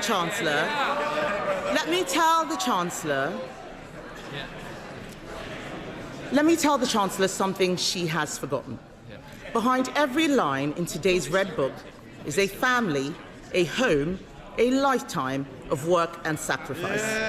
People are frightened, and they have every reason to be. The Chancellor has spent the last year terrifying them. Every decision that she and the Prime Minister make puts more pressure on the people who keep this country going. If Labour are the party of working people, why is it that every day under them, thousands more people are signing off work and onto benefits? It's Conservatives who are the party of work. The Labour Party should be renamed the Welfare Party. And they are making a mistake. The British public don't want higher welfare spending. They want people in work providing for themselves. They want to live in a country where hard work pays, where what you put in reflects what you get out. And we agree with them. There is an alternative. We Conservatives have set it out. This budget could have saved £47 billion, including £23 billion from welfare. She could have applied our golden economic rule allocating half of those savings to cutting the deficit and using the rest to cut taxes. Oh, they're all pretending they're not listening. It's the shame of the mess they've made. It's the shame of the mess they've made.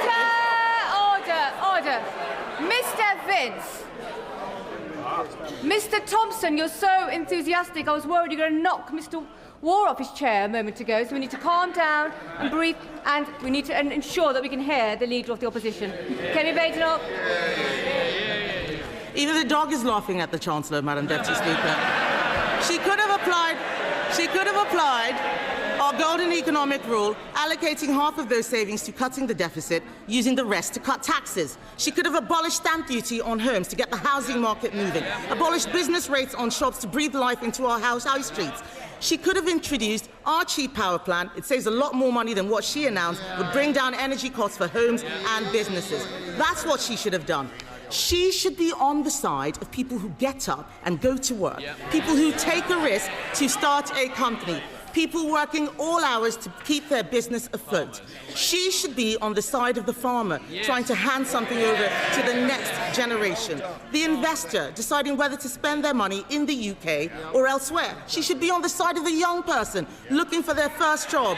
The saver, doing the right thing and putting money away for a rainy day. The pensioner, trying to enjoy a decent retirement. This country works when you make the country work for them. Only the Conservatives are on their side, Madam Deputy Speaker, and our plan for them is simple. Bring down energy costs, cut spending, cut tax, back business, and get Britain working again.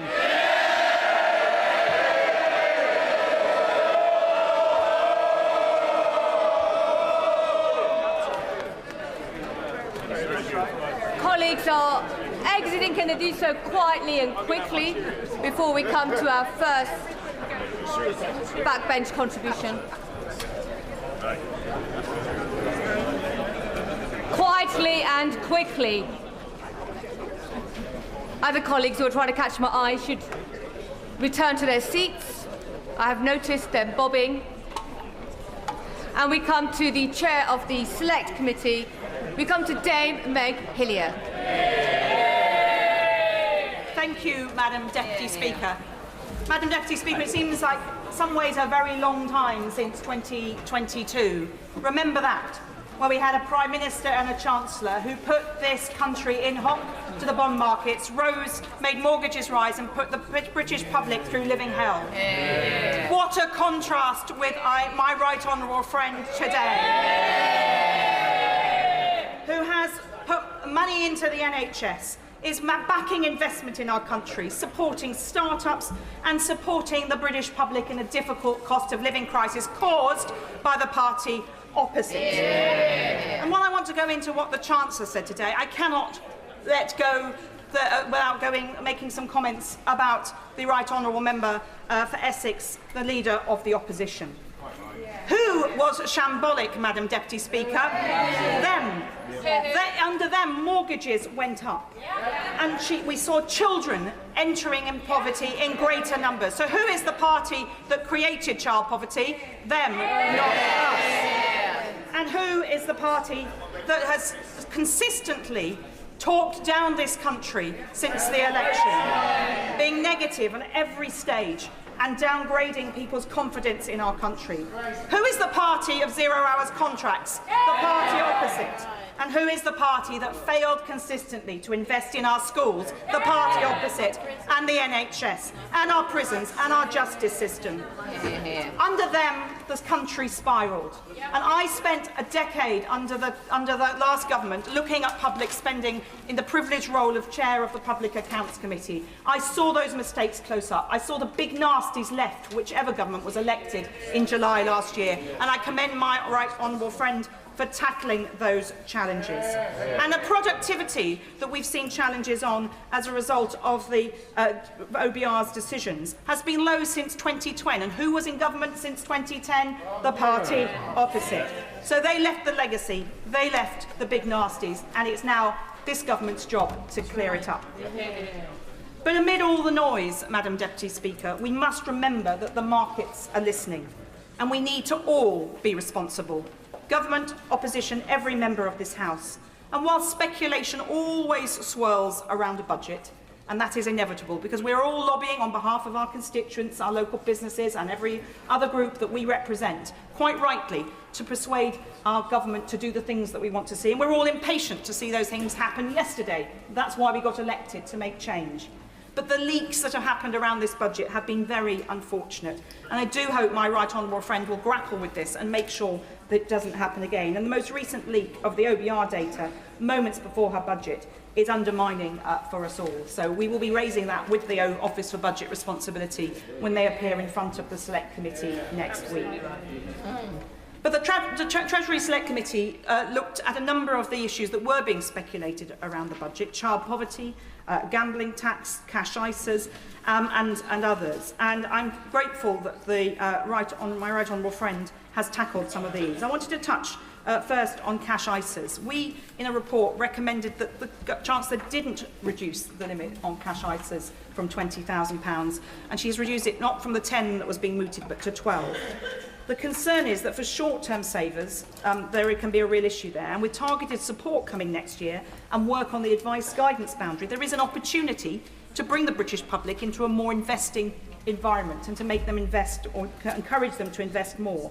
But after so many years, when we've all been warned that your capital is at risk, like on the cigarette packets, that you might die if you smoke, it takes a long time to turn that culture around. Yeah. I do want to pay tribute to the financial inclusion and literacy campaign that the Financial Times backs, which is running a programme in Shoreditch Park City Academy in my constituency over 3 years, with years 7, 8 and 9, to encourage them to teach them about financial literacy. Yeah. They will be the investors of the future, but it will take some time for those young people to get to the point where they invest. So I am pleased that the Chancellor did exempt over 65s from this limit, because that short-term saving is important, and particularly for that age group that is planning for retirement or indeed in retirement. Yeah. I really welcome her support for start-ups. In my constituency, this is a huge issue, and widening enterprise support, something that I know my sister committee, the Business and Trade Committee, will no doubt be looking at. And encouraging companies to list in London, absolutely right. The 3-year stamp duty relief will hopefully be enough to encourage that. We've seen too many companies listing elsewhere, and we need them here in the UK to grow our economy and create those jobs. There's a lot of technical issues around reviews of business tax, which I'm sure we will be looking over. We're putting our slide rule across all of the measures in the budget today. I note that the Chancellor is talking about 4.9% million of efficiencies by government departments by 2031. That is going to be a potential challenge, and so I think the Public Accounts Committee, another sister committee, will no doubt be looking at that alongside the Treasury Select Committee. But I'm really pleased that she's giving HMRC more powers to pursue promoters of tax avoidance schemes. We know what the problems have been there, and the Treasury Select Committee has the privilege and responsibility of challenging His Majesty's Revenue and Customs regularly, and they will be in front of us in January, and we'll be able to ask them more about that then. But for me, one of the central planks for me as a constituency MP of why we needed a Labour government, because of what the other party did to children living in poverty. There are 4.5 million children in poverty in this country. That's gone up by almost 1 million since 2012. 2 million of them are in deep poverty, and that's 1 in 3 children living below the poverty line in 2025 in the United Kingdom. Children are sharing beds with their siblings or parents turning up to school tired, and every weekend I visit people in my constituency and I see this challenge. Just last weekend, a woman showed me the bedroom she shares with her now disabled husband because he had a stroke 3 years ago. And she has a curtain between their double bed and a narrow space so her daughter can share their room. Well, in their case, luckily they have a second bedroom where her 2 sons sleep in a bunk bed. That is the reality for so many children, and the poverty impacts their learning and their ability to perform in the world. And it is a shameful stain on this country that when this government entered power, the UK ranks 37th out of 39 advanced economies on child poverty. I will certainly go away. Really grateful to it. I agree with everything she just said about child poverty and welcome the lifting of the cap. But is there a little bit of a blind spot for this government on rural poverty? Government figures themselves show by the end of next year the average hill farmer will earn barely just above half the national minimum wage. Is she as disappointed as I am that the government has not tackled this in the budget and indeed got rid of the family farm tax, which is going to tax many of them out of existence altogether. The honourable gentleman is a veritable champion for his constituency and for rural issues. I think there are very big, important changes here in the minimum wage and the living wage, which will have an impact, and there's lots that could be welcomed for rural areas too. But I recognise that his constituency and mine sometimes have very different challenges, and I welcome the fact that he does champion that here. Obviously, I haven't had a chance to look through the Red Book and the Blue Book at this point, but we will bear that in mind on the committee. But 70% of children in poverty are in working families. So the idea that the chutzpah of the Leader of the Opposition to stand up and say this is a lifestyle choice for people really makes my blood boil. 60% of households hit by the limit are in work, and 15% of affected families are mothers with babies too young for work. And then, and my right honourable friend said it better than any of us could, the Victorian rape clause, the humiliation that women face, that affects notionally 3,600 women, but we heard evidence in the Treasury Select Committee of women who will not put themselves or their children through that humiliation. And any policy that required a workaround like that is outdated and long needed to be gone, and I commend my right honourable friend. And there's been further investment in young people. Certainly. I thank her for a forensic analysis of our budget, but will she take an intervention from the Leader of the Opposition so she can apologise for this awful policy and its impact? Well, it is interesting that they're doubling down, the opposition is doubling down on this policy, which is humiliating people. And let's be clear, the birth rate in this country has fallen year on year for the last 3 years. It is well below where it needs to be. I think only in Luton is it actually at 2.1%, which is about where it needs to be. Well, actually, it's a bit lower than where it needs to be. This is a real crisis for this country in the long term. So it's absolutely right that my right honourable friend is investing in the future of Britain. These young people may be poor. In my constituency, they're poor, but they are no poverty of ambition there. Children I met when I was elected 20 years ago are now doctors, are barristers, are enterprising business people. In spite of the challenges they face, just think about the ones who didn't get there because they didn't overcome the challenges of deep-seated poverty. So we should invest in our young people, and that is what this government is doing, including with the apprenticeships and the youth guarantee and the 9 youth hubs in London, one of which is in my constituency. And I really welcome that my right honourable friend listened to the Treasury Select Committee on the gambling taxation regime. We're a cross-party committee, but we had a unanimous report saying that there was a real issue about the lower tax on online gaming and because of the relative harm that that caused compared to going to the races or popping along to your local betting shop. So I very much welcome my right honourable friend's decision to do that, which is contributing to that, the payment to take out those children out of poverty. I do on the lifetime, the ISA changes. I just wonder, I caution to my right honourable friend that I hope that the Treasury is watching very closely the impact on mortgage lending by building societies, because in the evidence we heard that was a concern. And if we want to get people into their own homes with the building that's going to be going on, we need to make sure that those mortgages are available to them. So I hope that the Treasury is in ongoing dialogue on that issue, despite this change having been made.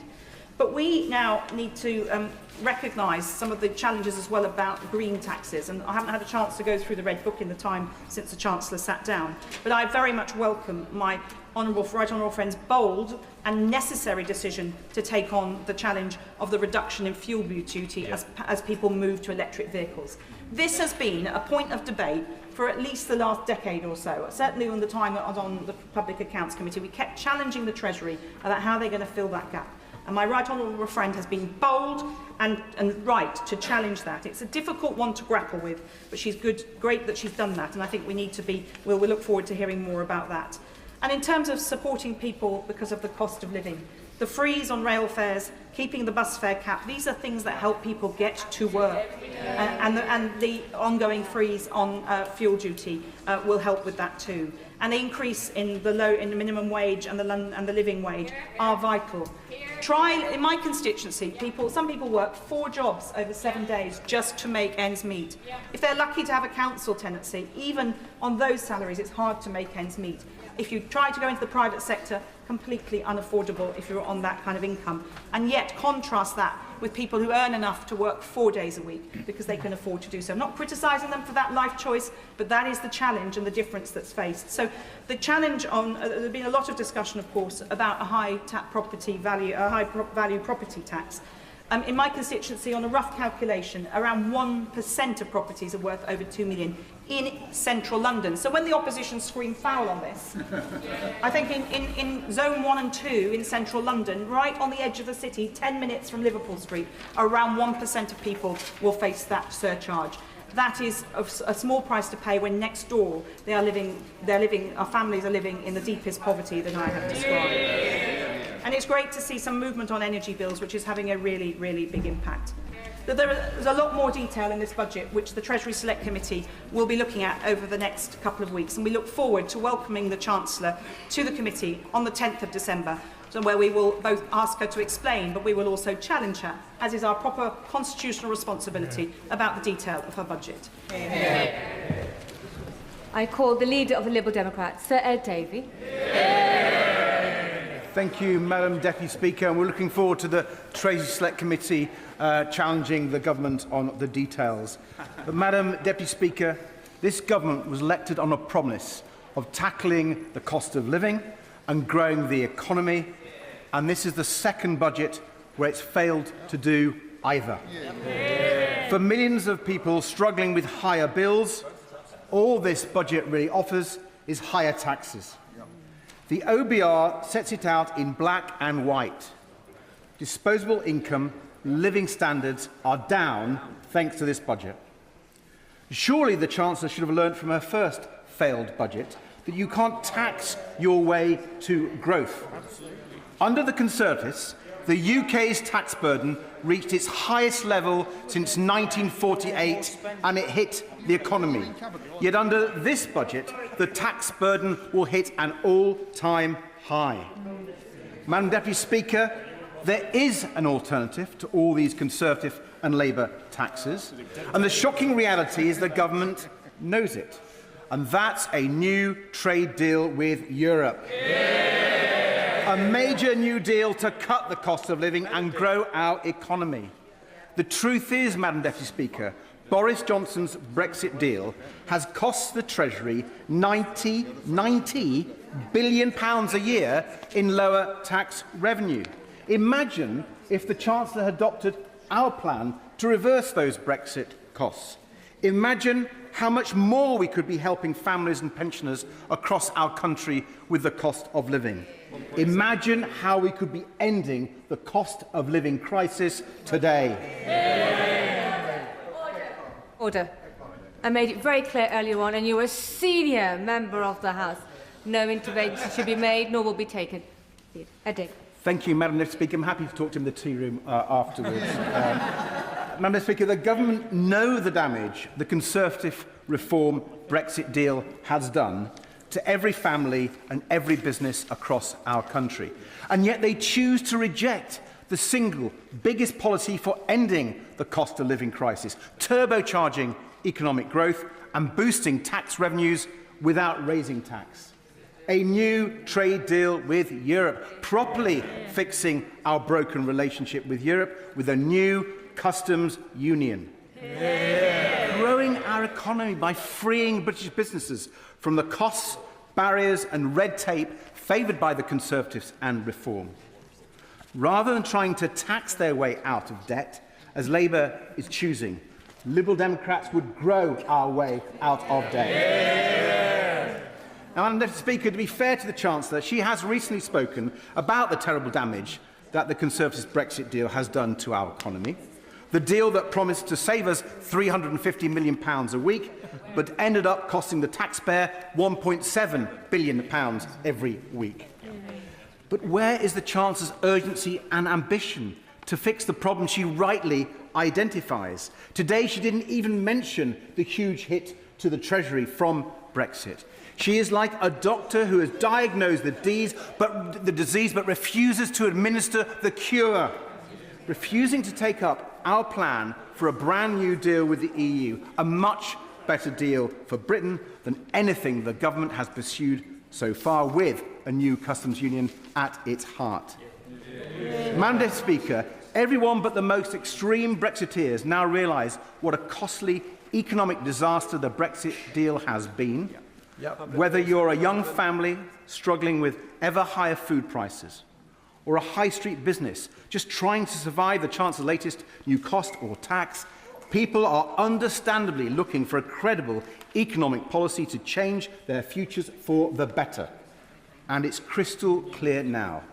Only the Liberal Democrats are providing the leadership on our economy people are crying out for. Now, Madam Deputy Speaker, there are some measures the Chancellor has announced today that we do welcome. At last, she has decided to tax the big online gambling firms by raising remote gaming duty, as the Liberal Democrats have been calling for. Problem gambling is related to hundreds of suicides every year. So, of course, online casinos and the like should absolutely pay more tax on their huge profits. Her decision to scrap the rate clause is an excellent one. And I may not have heard the Leader of the Opposition, but I wasn't sure if she welcomed that. I hope the Conservative Party will welcome that. And the Chancellor's decision to scrap the two-child limit is excellent. It was in our general election manifesto, and I'm glad that she is now enacting Liberal Democrat policy. Madam Deputy Speaker, it's clearly the most effective way of lifting children out of poverty, and it will save taxpayers' money in the long term. And the biggest relief today for millions of families and pensioners is the action the Chancellor is taking to reduce energy bills, and we welcome it. But even after the Chancellor's changes, it will still leave the typical household paying hundreds of pounds a year more on their energy bills than 5 years ago. So more action will be needed. But we need action on energy bills that works.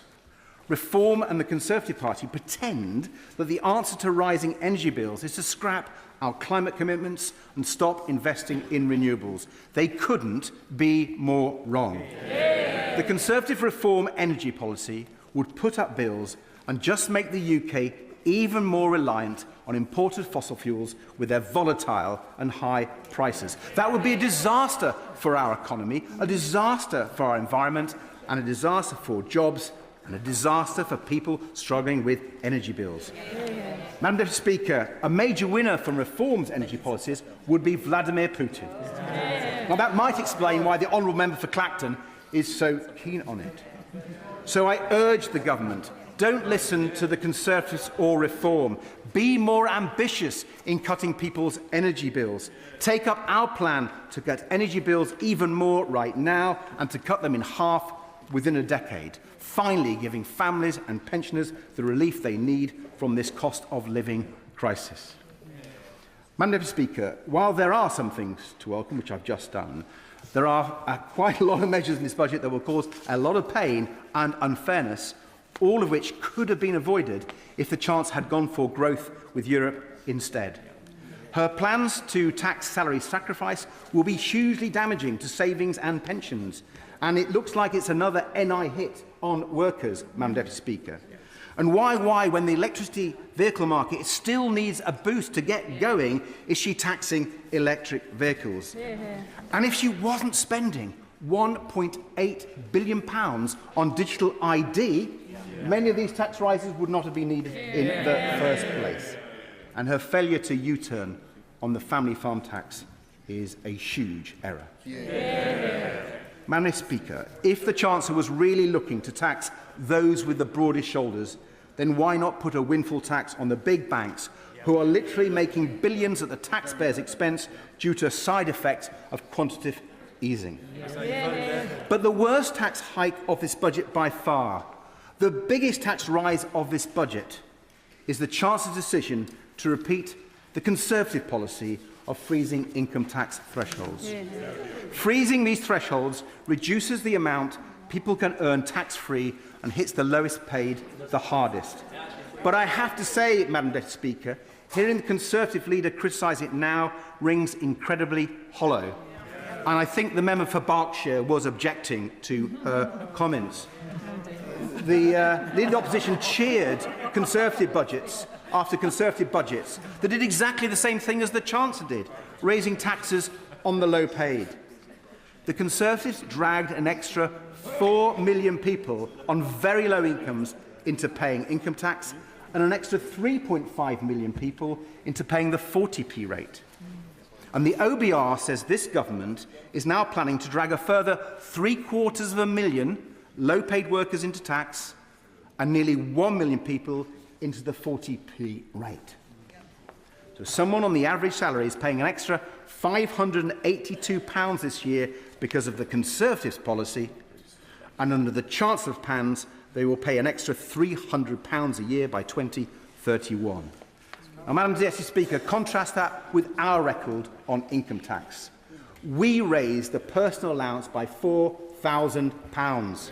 We cut income tax by £825 for millions of people and took 3.4 million of the lowest paid out of paying income tax altogether. It is clear, Madam Deputy Speaker, the Liberal Democrats are the only party that believes in cutting income tax for ordinary people. Labour and the Conservatives make them pay more.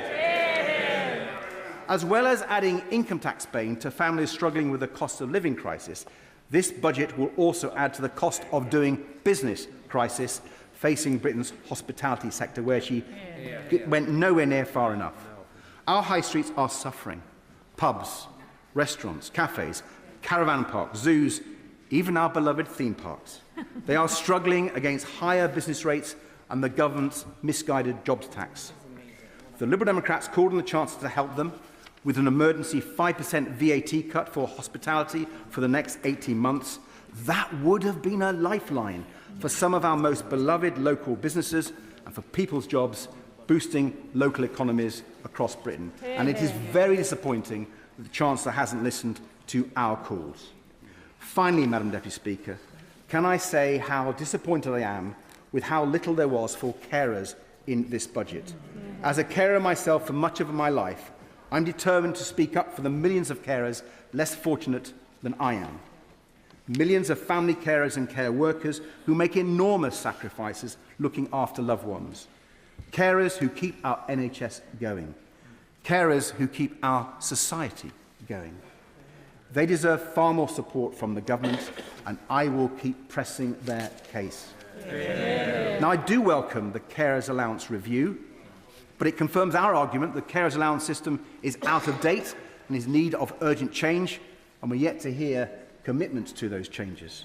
I welcome the decision to reassess cases where overpayment has caused huge hardship, but with the changes not coming to force for another year, the government must instruct the DWP to immediately suspend repayments during that delay and swiftly deliver compensation.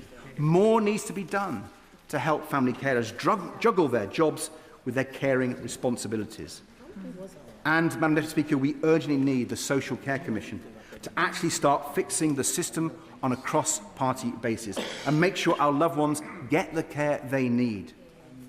The Chancellor cannot claim to be supporting our NHS properly, however much money she puts in, while she and Treasury officials keep blocking the social care reforms that alone can transform the health service across the country and boost our economy. Madam Deputy Speaker, a caring society, a growing economy, a plan to drive down household bills, boost high streets and go for growth with Europe.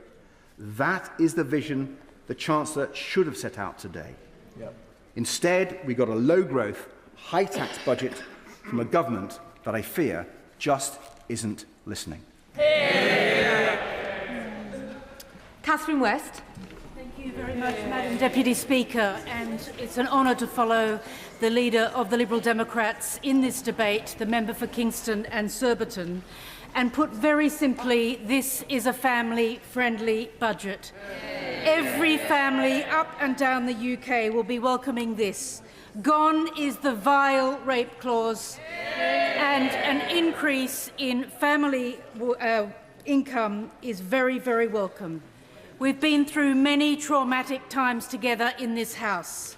We've been through the global financial crisis and its long tail. We've been through Brexit, and the right honourable member who spoke before me is quite right to emphasise the vast difference between our economy while we were in the European Union and now that we're not. And I welcome the work being done at Cabinet level and ask Cabinet to redouble their efforts to work on good trade arrangements under the EU-UK Security Pact to improve our economy and enlarge our economy. And of course, COVID. We heard of COVID this week with the report.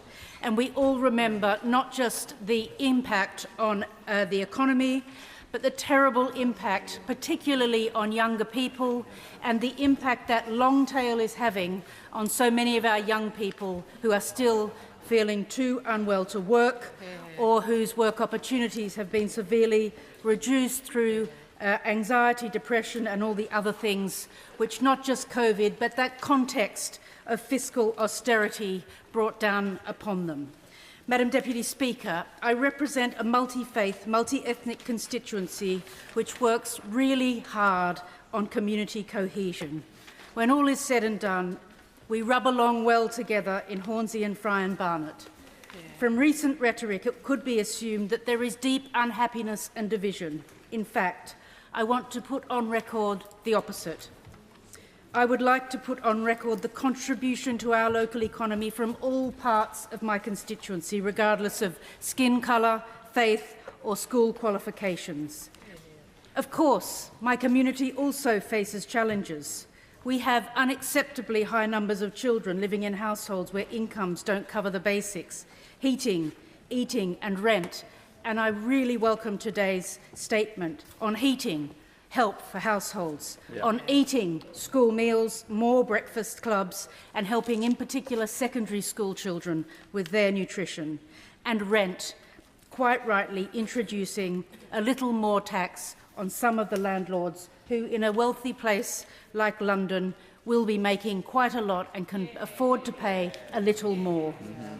It's my first budget as a member of the Treasury Committee, and this budget has rewarded those who fought to restore hope, stop the chaos of the 14 years of Conservative governments and deliver change. Remember the election? We promised change. Today we saw change. That change is an end to poverty-line family budgets, and the hope is that we finally see food banks close for good. I thank the honourable member for giving way, and especially she is a colleague with me on the Treasury Select Committee. In terms of the government delivering hope, a key part of the government's economic forecasting is, of course, the OBR. And what has driven a lot of what has driven the budget today is a 16 billion productivity downgrade by the OBR. We heard on the Treasury Select Committee that there was actually very little basis behind that productivity forecast in the first place, basically based on purely what the UK productivity was pre-2008, with not much real depth beyond that. So does the honourable member agree with me that the OBR has serious work to do to look at the robustness of its forecasts? On the Treasury Select Committee for that, and I think there was quite a lot in today's budget on skills, on nutrition for children so that they can get their educational qualifications, and quite a lot that will help us to solve the productivity puzzle. But I do look forward to questioning with him the OBR on their data, how they got to that position, and how we can be helpful in pushing the government towards even more investment in skills, apprenticeships, and in deepening our investment in young people so that our productivity can improve over time.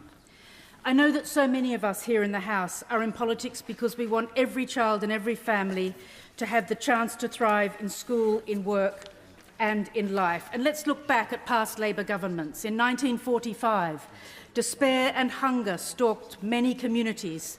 London was flattened in the Blitz, and yet rationing would continue for 9 more years.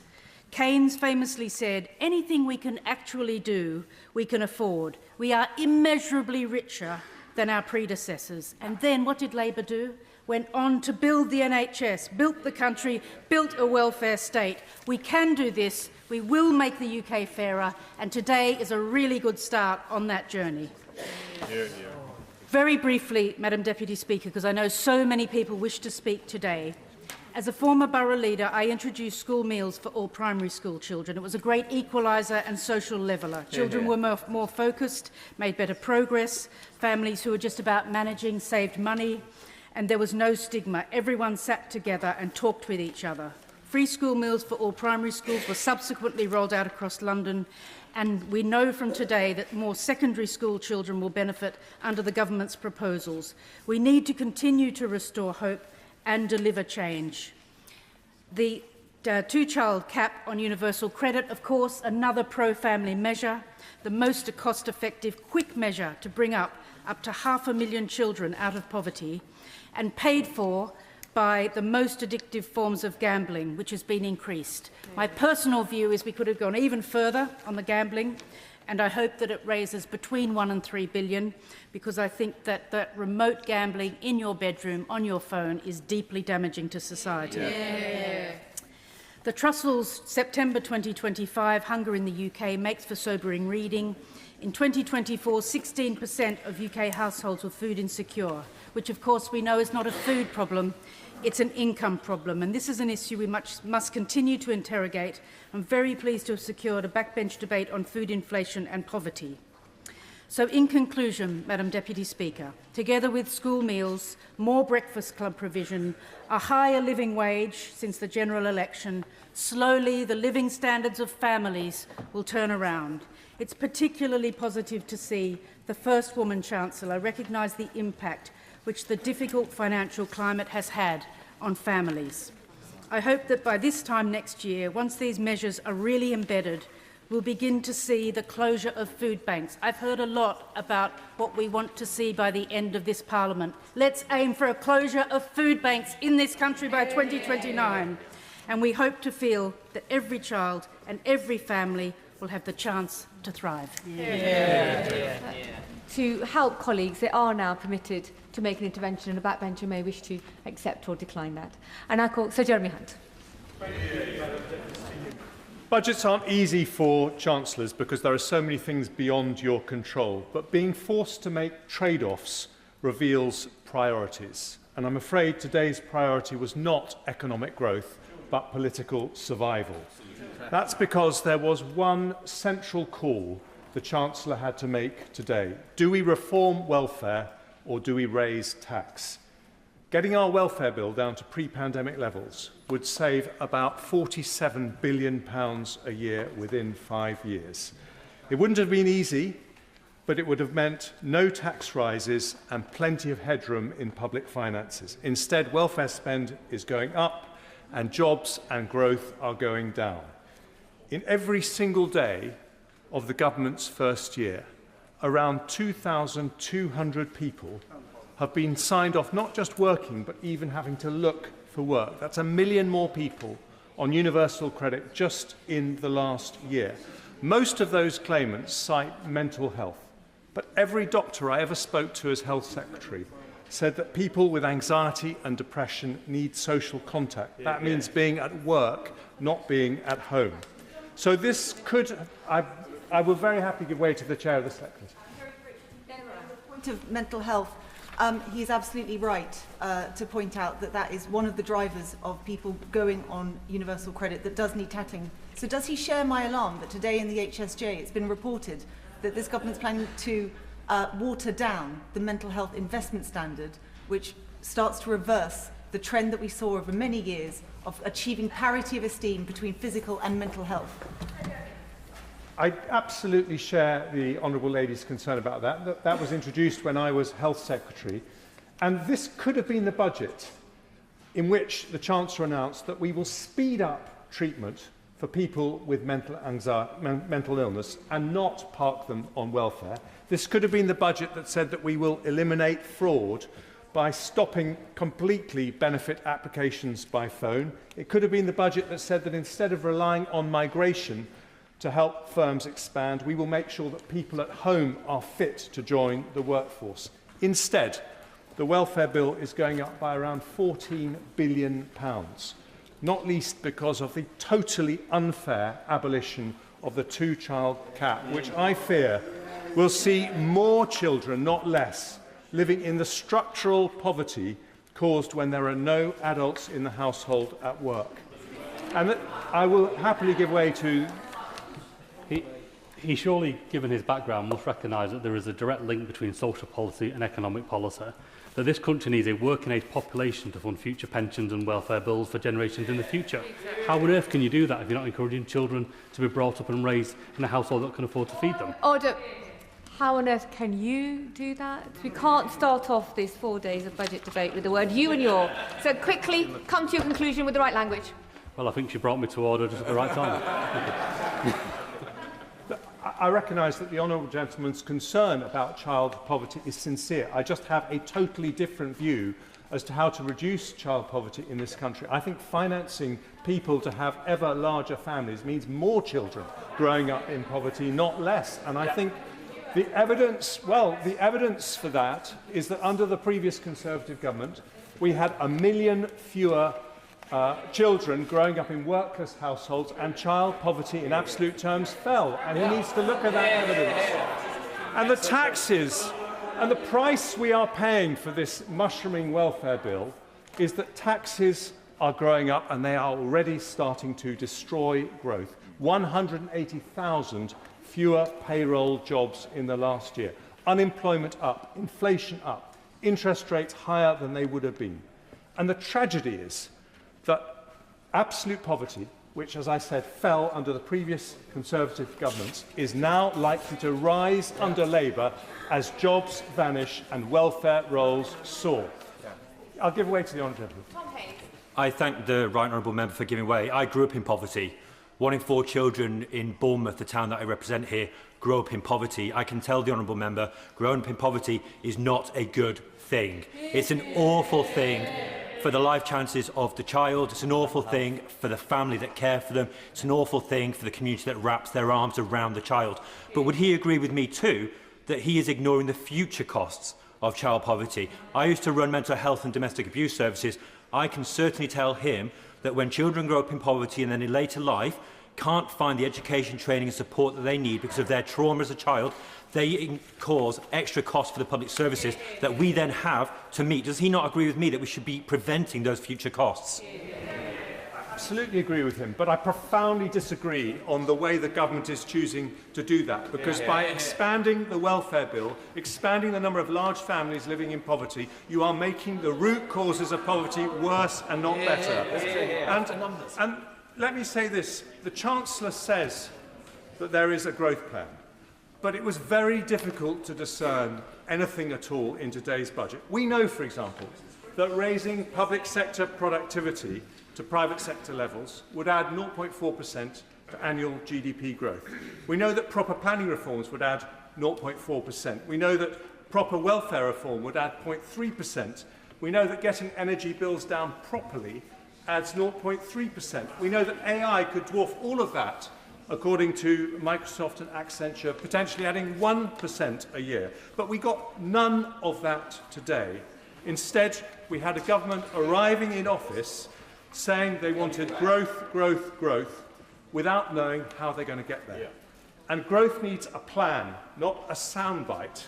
And it's that lack of a plan, or even a guiding philosophy, which is why today we've ended up with a budget that damages growth, damages investment, damages jobs, and most tragically of all, damages opportunities for young people, of whom there will shortly be 1 million not in employment, education or training. I give way to the honourable member. Respected member of the House, but I think it's really important that we reflect on the facts. The Chancellor announced today, as did the OBR, that growth is up from 1% to 1.5% this year, and he talks about having a plan on planning reform, a subject I'm very interested in. Why then did his party abstain and not back our planning reforms? I think he's absolutely right. We should look at the facts, and the facts are very clear that the OBR upgraded growth for this year, and then they downgraded it for every single year of the forecast thereafter, and that is why the overall size of the economy is shrinking as a result of the measures taken by the Chancellor in the last budget, and I'm afraid made much worse in this budget. And I agree with him that we do need to go further on planning reform, but I don't think we have any plan for the government for the really substantive changes that would align incentives between local communities and national government when it gets to, for example, planning approval for big infrastructure projects. And I would cheer from the rafters if we heard that from the Chancellor, because it is urgently needed. And please, this is something which I think is most disappointing of all. Please, can the government not tell us that everything is just going to be fine because they're not the evil Tories? Those terrible Tories got inflation down. They got inflation down from 11% to 2%. They saw 4 million faster than France, Germany, Italy or Japan. And they attracted more foreign greenfield direct investment than anywhere in the world apart from China and the United States. I give way to the Honourable Lady. I thank the Honourable Gentleman for giving way. Could he remind us which government led to 11% inflation? Could he remind us which government crashed the economy? And could he also speak to the 1,970 children, estimated, in Morecambe and Loonsdale who will benefit from the lifting of the two-child benefit cap, and tell them why they should continue to live in poverty? Interventions must be short and to the point, and an actual question or a statement. So, Jeremy Hunt. Thank you. Yes, I'm very happy to tell her which government was responsible for 11% inflation. The Russian government was responsible for 11% inflation, and I will happily look in the eye the 200,000 fewer children in absolute poverty after a succession of Conservative governments because of those 4 million jobs created on our wash. And let me say this, these dreadful Tories increased the number of doctors and nurses in the NHS by a third. Those posh Tories increased standards in state schools to have the highest reading standards in the Western world. And that is because, Madam Deputy Speaker, progressive instincts don't pay the bill for good public services. A strong economy does. I will give way to my other friend. I'm very grateful to the right honourable gentleman for giving way. During that period, can you remind the House what happened to the deficit, which was inherited at over 10%? And, maybe we'll just deal with that. Well, absolutely right, because the Chancellor makes a great play of fiscal responsibility. Incidentally, I hope she will correct the record when she said that she was reducing debt, when the OBR's Economic and Financial Outlook says that it's going up from 95% of GDP to 96% of GDP. Exactly. But yes, when the previous Conservative government came to office, the government was borrowing nearly £1 in every 4 that it was spending on public services. We reduced that deficit from 10% to 2%, and the party opposite opposed us every single step of the way. I will give way one last time to my right honourable friend. I thank him for giving way. I couldn't resist, as we're going down memory lane, to remind him when we came to power in 2010, we had a youth unemployment crisis. Youth unemployment plunged when we were in office. Now Labour are back in office. They've imposed the national insurance contribution tax. Youth unemployment is soaring again. Is that not a damning indictment of the party office? Labour legacy. Yeah. And they might find that difficult to hear from a former Conservative Deputy Prime Minister, but they might want to listen to the Resolution Foundation, which has been saying exactly the same thing on the airways today. It has been, and no one disputes the progressive credentials of the Resolution Foundation, but they have been warning against this rise in the minimum wage and all the extra workers' rights because they say it will lead to a crisis, or it could lead to a crisis in youth unemployment. I don't want to leave the Honourable Lady out, but I promise that will be my last intervention. I thank him very much for giving way. Is the right honourable gentleman proud, and does he find it fiscally responsible that he, in his 2 budgets, left us with the lowest amount of fiscal headroom since the OBR was created, at £8.9 billion in 2024, leaving the current Chancellor and the present Labour government a mountain to climb in order to get us back to £22 billion of solid headroom? I am proud that I dealt with a real black hole of 72 billion, not a fake one of 22 billion in my fiscal events, that I met the fiscal rules every time. And if she's really concerned about that low headroom, why did the Shadow Chancellor at the time, and now the current Chancellor, not object once to the fact that headroom was reduced to that level? I'll tell you why she didn't object. Because if I had left headroom any higher, I would have had to cut spending more or increased taxes higher, and that would have made the recession that we were heading into deeper and worse, with more unemployment, fewer jobs and more poverty. And that's why I'm proud that I took the right decision. But I want to finish with this, if I may, Madam Deputy Speaker, because even now it may not be too late. A government that tries to do the right thing with the time that it has left is more likely to earn the trust of the British people than one that has given up. Please do not treat government as an exercise in survival. That would be a betrayal. That would be a betrayal of the government's mandate. People with the broadest shoulders, as the Chancellor described them, will be rightly angry today. But the people who depend on public services, people looking for a job, people on the poverty line, they are the ones who need a strong economy more than anyone else. And they will finish today feeling more scared than ever about their prospects. Abina Apongasari. Madam Deputy Speaker, I welcome the Chancellor's budget and its message of strong foundations and secure future. It delivers on the priorities that matter most to my constituency of Erith and Thamesmead: economic growth, lower cost of living, investment in families and a stronger NHS. I also fully welcome the Chancellor's commitment of the DLR extension to Thamesmead, which is on page 65 of the budget. That point, the Honourable Frankie. Yep, in a moment. It's a game-changing moment for residents who have waited decades for proper transport links. I give way to my honourable friend. Thank you, Madam Deputy Speaker, and I thank my constituency neighbour for giving way. Page 104 of the budget book confirms that capital investment to fix more potholes for the Lower Thames crossing to the east of my constituency and for the DLR to Thamesmead to the west of my constituency. So will she welcome me in for thanking the Chancellor for that support, for that capital investment locally for our constituencies?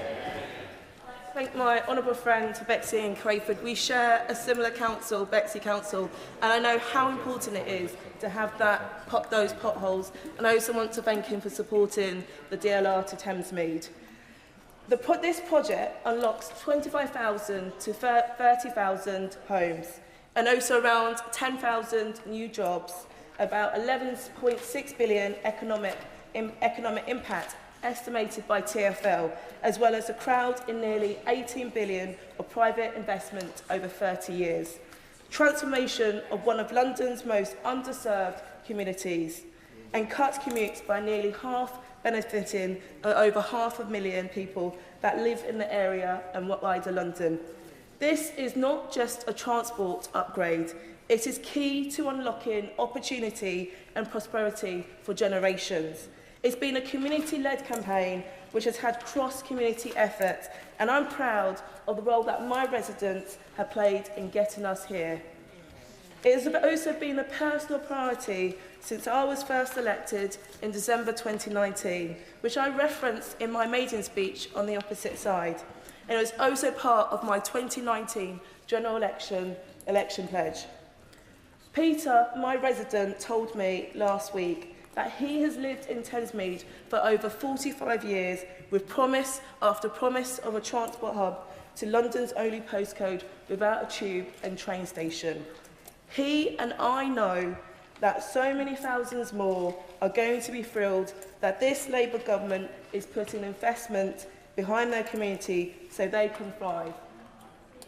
Madam Deputy Speaker, I want to pay tribute to the key supporters whose work have been vital. My Greenwich Council leader, Anthony Okorea, the Mayor of London, Sadiq Khan, my honourable friends for West Ham and Beckton, my Thamesmead councillors, plus TfL, councils, assembly members and members in this place, developers Peabody and Lendlease, and of course my senior parliamentary researcher, Patrick Brown. But most of all, local people and their brilliant campaigning. They never lost faith in this project. This is a collective achievement, and this constituency should be proud of the role it has had towards this budget. I also welcome the Labour government's announcement in September that Thamesmead is one of the 12 areas selected by the New Towns Task Force, further proof of the area's potential and importance. So once the DLR is secured, schools, NHS services, jobs and communities and facilities must grow alongside new homes. This is a start of a new chapter in Thamesmead, and I'm proud to have played a part, and I'm proud of my community who have championed this project from the start. I also strongly support the Chancellor's mission to reduce child poverty, including a nationwide rollout of free school breakfast clubs. I've seen firsthand the benefits in my constituency of Willowbank and Jubilee Primary School, better start for pupils and a real financial relief for families and schools. So I was delighted to see in page 31 of the budget that from September 2026 there'll be about 12,000 more primary schools which will offer free breakfast clubs, helping 200,000 more children. And I believe that saves working families around $450 a year and ensures over 500,000 more children do not start their school day hungry. I also welcome the confirmation of further investment to cut NHS waiting times, a vital issue for my constituents. And also welcome that today's announcements of the 250 new neighbourhood health, the one-stop shops, bringing together GPs, nurses, dentists and pharmacists under one roof, starting in areas that need it the most. Madam Deputy Speaker, I'm delighted to give way. I'm extremely grateful to the Honourable Lady for giving way. On health facilities, would you share my concern that the only thing with more leaks than the budget run-up period is the roof of Musgrave Park Hospital in my Taunton constituency? And does she agree, would she agree that those hospitals in the second wave and third wave programme for rebuild need interim funding to keep them going in the meantime across the country, including in Taunton Wellington? The honourable member for his intervention has to remind him that this government is delivering more than previous governments. You may remember that his party was previously in coalition with the previous government that caused a lot of damage to this country. Yeah. Madam Deputy Speaker, I want to conclude by saying this budget delivers for the country, and it delivers for my constituency of Erith and Thamesmead. So after decades of waiting, residents will finally have their transport links they deserve and the opportunities that will come with them. And a new chapter begins today. And I will continue to fight for the investment, services and opportunity for my community because they deserve it. Order of the House, Sir Edward Lee. The benefit bill is now unsustainable in this country. And really the main purpose of what I want to say today is that I hope that we could try and create some sort of consensus in the House to try and deal with this problem, which is imposing a massive level of debt on families. Now, I'm absolutely sure that the government accepts that this burden is unsustainable. And I'm absolutely certain that if they would come to the House with sensible proposals to try and get people off benefit, Her Majesty's loyal opposition would support the government in that endeavour. The government ducked the challenge early in the year to cut benefits and to try and thereby encourage more people into work. We said at the time that we were prepared to support the government to try and deliver these cuts. And I'm sure that the opposition front bench would repeat that promise. Naturally, yeah. I thank the honourable gentleman for giving way. I just want to clarify that he's perfectly happy for children to continue to live in child poverty while we try to reform the welfare benefit system. Is that right? Actually making that point because what we were discussing earlier in the year were people who were seeking work, and we were trying to encourage people to get back into work. I think the problem that I can understand the political imperative of what the Chancellor has done today to sustain her own position with her own backbenchers, but the problem is that you're going to create a perverse incentive for people on benefit with larger families to stay out of work, and I'm not sure that's good for their morale, good for the economy, good for anybody. So I think it seems a very easy hit for the Chancellor today, but I think there are going to be perverse results. I just want to also say a word about representing a rural constituency of the family farm tax. The budget's extension of inheritance tax to businesses assets over 1 million has imposed, as we know, a major new burden on long-established family farms in my constituency and elsewhere. Now, I can quite understand if the government was seeking to target larger estates, target people who were acquiring estates to avoid inheritance tax. But this new family farm tax affects not just large landed estates, but ordinary farms worked by generations of the same families. And I was actually visiting quite recently a tenant farmer in my own constituency.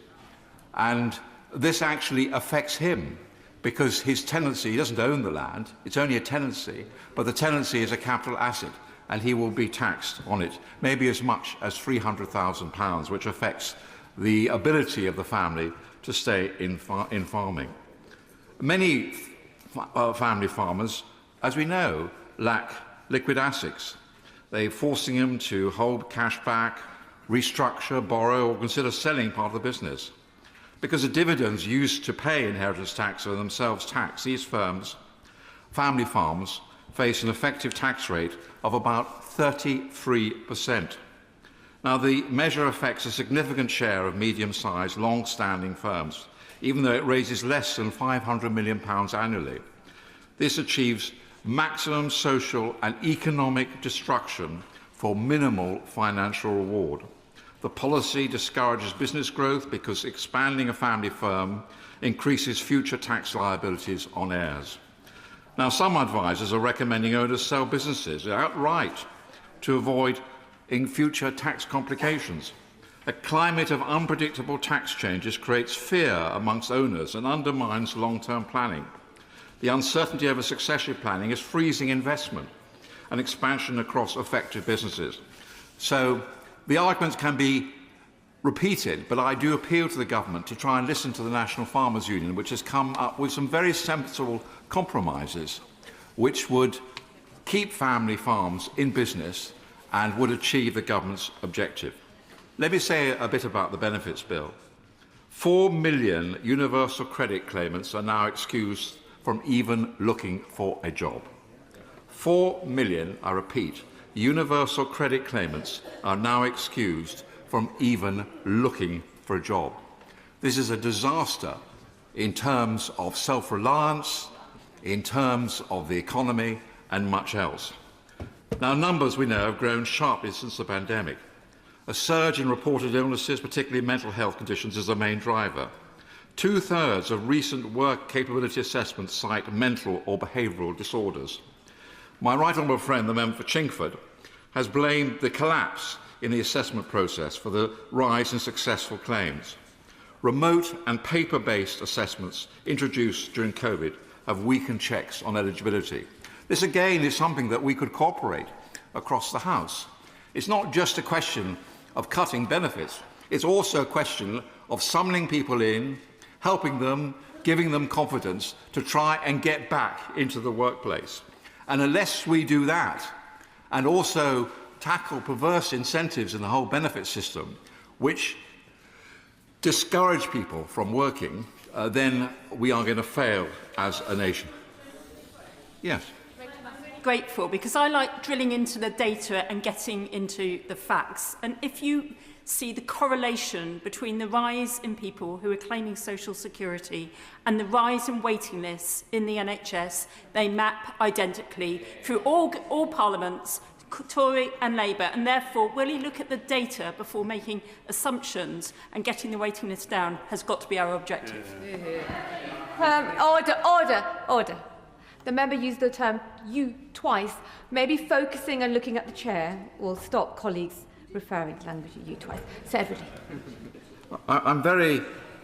I'm very careful, actually, to look at the data and constantly refer to facts which are accepted by the OBR and by the government. These facts are not challenged. That 300,000 people are currently waiting to undergo a work capability assessment. We need emergency measures to clear this backlog. The lack of in-person assessments, and I'm surprised that anybody could disagree with what I'm saying, has created a feedback loop where dependency growth grows, where dependency grows, and work expectations diminish. The longer this is allowed to continue, the harder it becomes for people to reintegrate into society. This is a system that writes people off rather than helping them back into employment. And I would have thought we could all agree on that. We must not abandon these people. This is about human dignity. Getting people off long-term benefits and into employment brings significant mental health benefits. It also helps our straitened finances.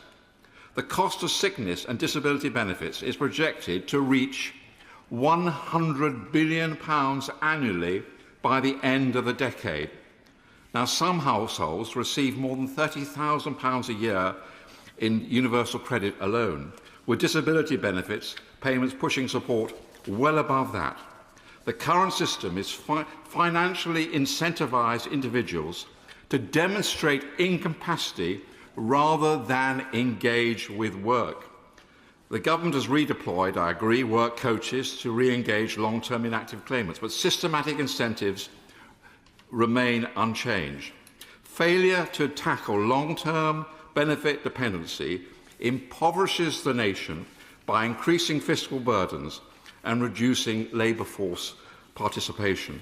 Now, the Office for Budget Responsibility reports the working age incapacity benefit caseload reached 7% in 2023-24 and is forecast to hit 7.9% by 2028-29. We must stop paying full benefits to young people who are neither working nor studying. These young people should be working or studying. I'll make some progress, if I may. The Centre for Policy Social Justice estimates that by 2026 there will be a gap of over £2,500 between earnings and combined benefit income for under 25s. So I could go on making these arguments, but I'll just proceed to the next part of my speech on immigration. I accept that the greatest failure of our last government was immigration. The 21 to 2024 Boris wave, and I admit it, and I apologise on behalf of my government, allowed... I don't know why shouldn't I apologise? Why shouldn't I be honest? Allowed well over 4 million non-UK migrants into the country. Many of these will soon qualify for indefinite leave to remain. ILR grants access to benefits and public services on the same basis as citizens is destroying financial incentives. The scale of this is financially significant. Now, the Home Secretary, I agree, has announced some sensible moves, and I supported her when she came to the House. For example, extending the standard qualifying period for ILR from 5 years to 10 years. As Carl Williams of the Centre for Policy Studies notes, policymakers cannot say with confidence how many migrants currently hold ILR or their economic circumstances.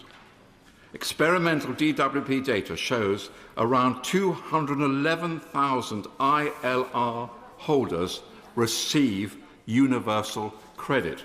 This is completely unsustainable. If Migration Observatory estimates are correct, between 27% and 37% of ILR holders receive universal credit. So this is a worrying problem and needs resolution. Next, increasing tax. I've long argued for a much simpler tax system, close loopholes that keep taxes low, especially for married families.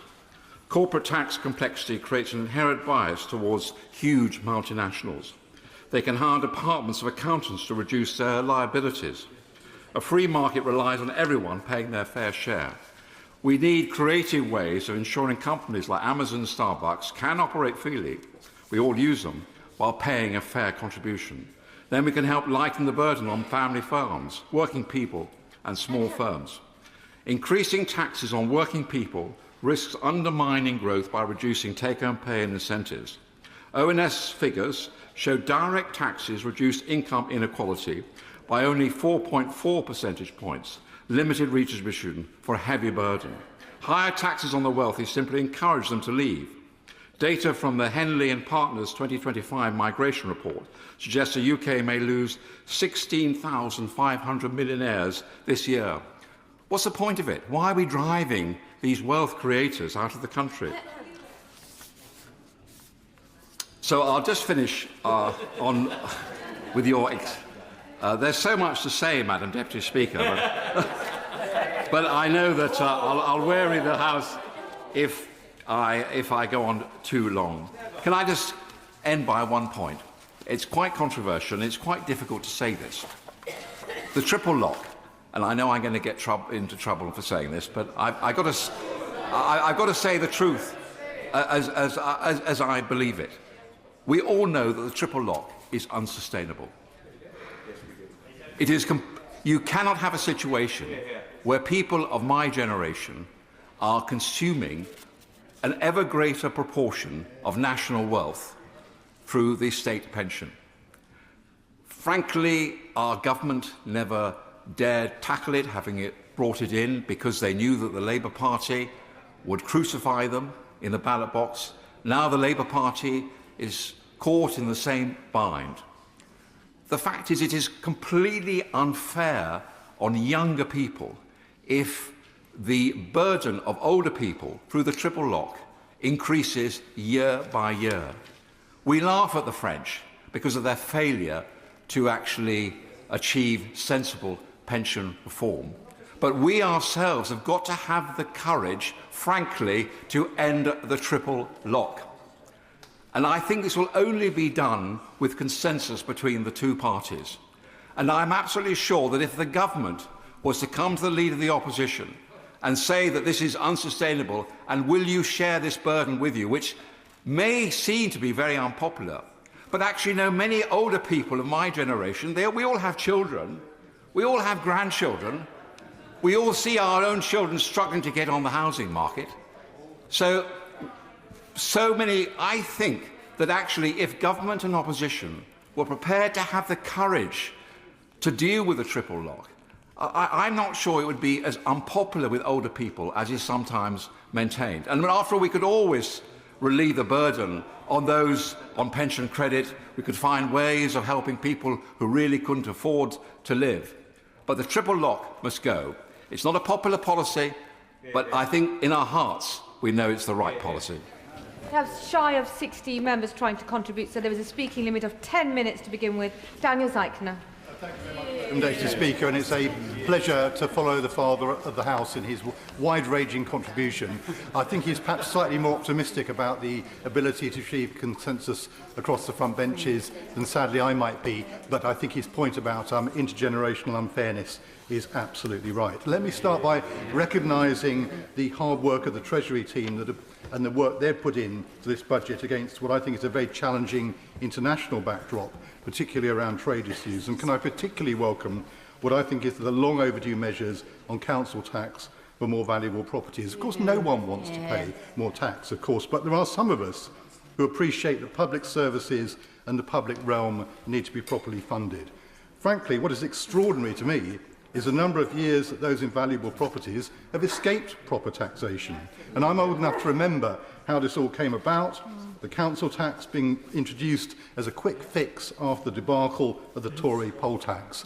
Frankly, I'm afraid some people on the opposition benches never change. They're always hankering to find a way to escape paying their dues. They hanker after things like flat taxes or whatever.